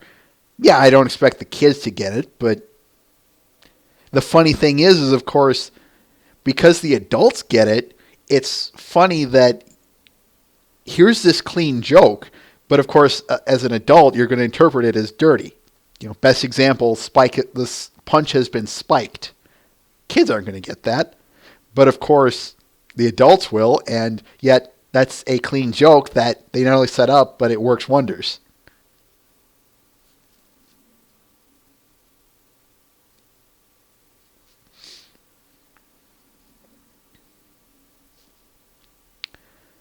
The last note I want to point out here before we wrap up is, I know this one's been hammered on and on by everyone before, but it does, even myself, but it bears repeating. One of the best things to me that kept me here in terms of the story, in regards to the story of Friendship is Magic, is how the story was written for mature people. As weird as that might sound, you say it's targeted for kids who are immature. Depends on which light you're looking at it in. Yeah, it's true that kids are immature. But I don't expect immature kids to like this. To some degree, anyway. Depending on, again, how you want to interpret it. But one of the things that I noticed pretty fast was, and this is kind of one of those, this is more of a critique of cartoons at the time. Anyone who knows me knows how much I love animation. I don't know if I really call myself much of an animation fan in so much as I'm just a fan of stories. But I digress. Anyway, around a little before 2010, and as everyone else is pointing out here, kids shows in particular at this time, oh my gosh. All we really got were a few good gems in a sea of garbage. Like Teen Titans would be one of them. But otherwise, what we got was just, ugh. We didn't even really get anything much new in so much as just, like new intellectual properties in so much as just a different show within the same franchise. New SpongeBob, for instance, new Fairly Odd Parents. How about a lot of the garbage they were churning out on Cartoon Network at this time? This was, like I said, before 2010. It was really about 2010 that things have really started to, the winds have changed. Not completely, but one thing that I will say is that, about this time, Avatar, Vest always says that it was Avatar The Last Airbender that really sparked this. I wouldn't say that it was like the spark, but it was definitely an indicator of the time that the winds were shifting. Go watch Avatar The Last Airbender, folks, if you haven't. Do it now, thank me later. And I'm going to read some of these comments here.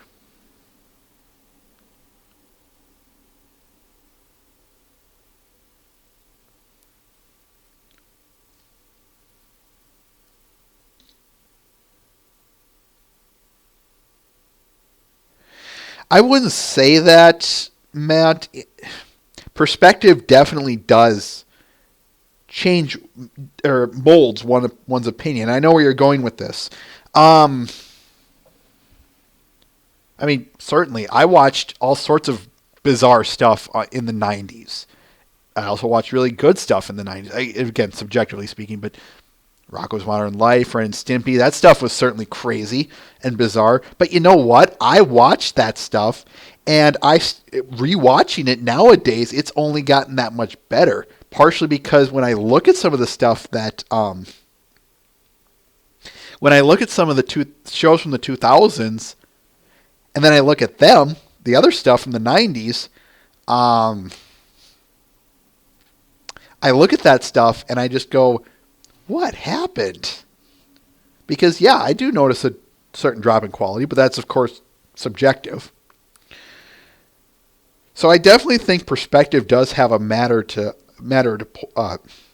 that has an effect, Matt. I would agree that. But that being said,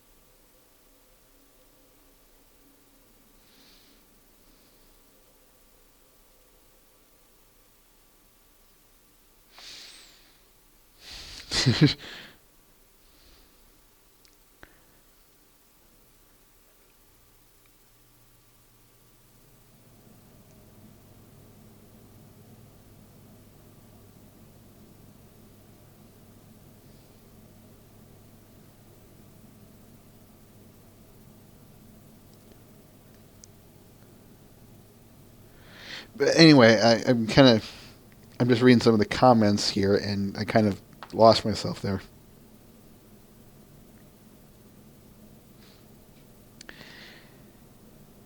Fim was written for a mature audience. It was also written, of course, by professionals, which is, again, more than I can say for half the shows that have been spewing out on the major networks nowadays.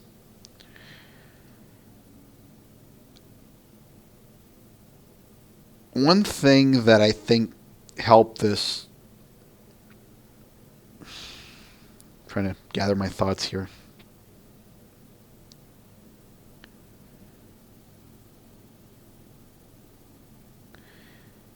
It was written for a mature audience. I suppose that's just the best way I can put it here. It never talked down to its audience. It always assumed that, yeah, they may be 6 to 10 years old. That doesn't mean that we have to write it for, well, for fools. Doesn't mean we have to write it with immature, with God knows what and all that fun jazz in it.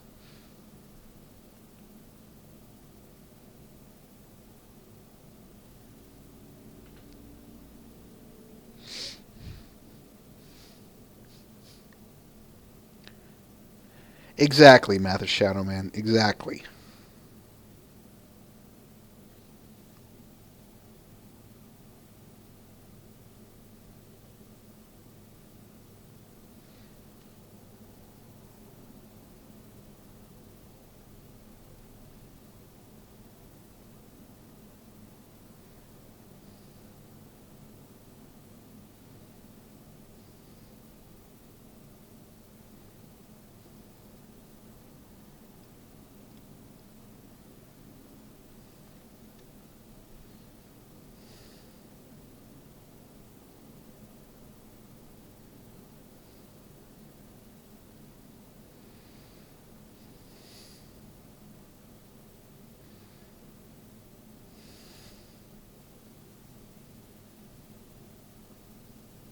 Just letting some of the comments flow in because after this we're going to wrap up.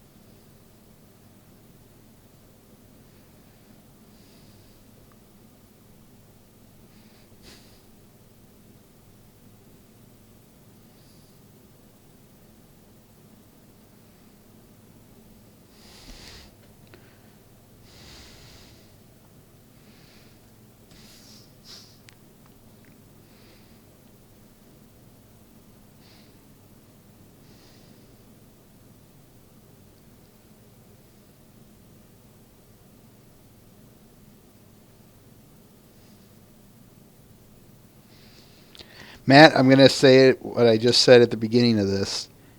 It depends on the light you're looking at it in.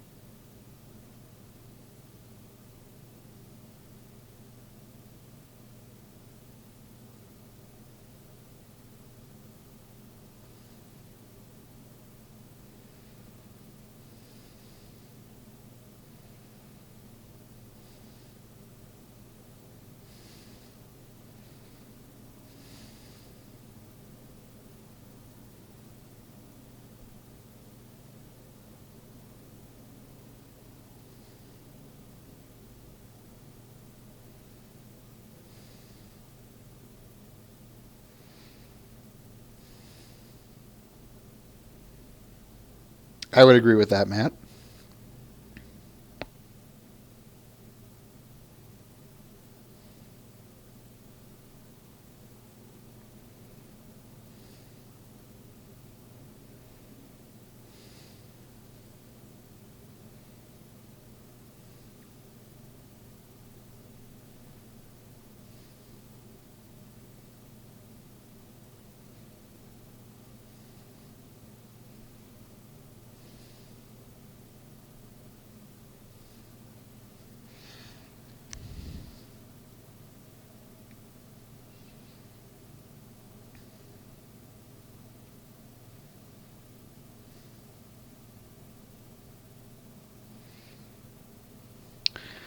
All right, we started.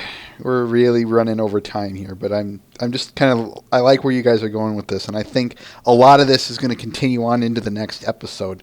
Yes, part 2 next week. We went over what draws you in and what keeps you there. So now we're going to start talking about after you've seen it. What do you look for in a review? Or not, poor explanation here. This one really will be how you review. We're actually going to discuss how we review an episode. What is it that we look for when we review? How we do it specifically. Are there any things that we do beforehand? Any things that we do afterhand? So we're going to do that. And then if we get there, depending on it, I had a subject just come up to me.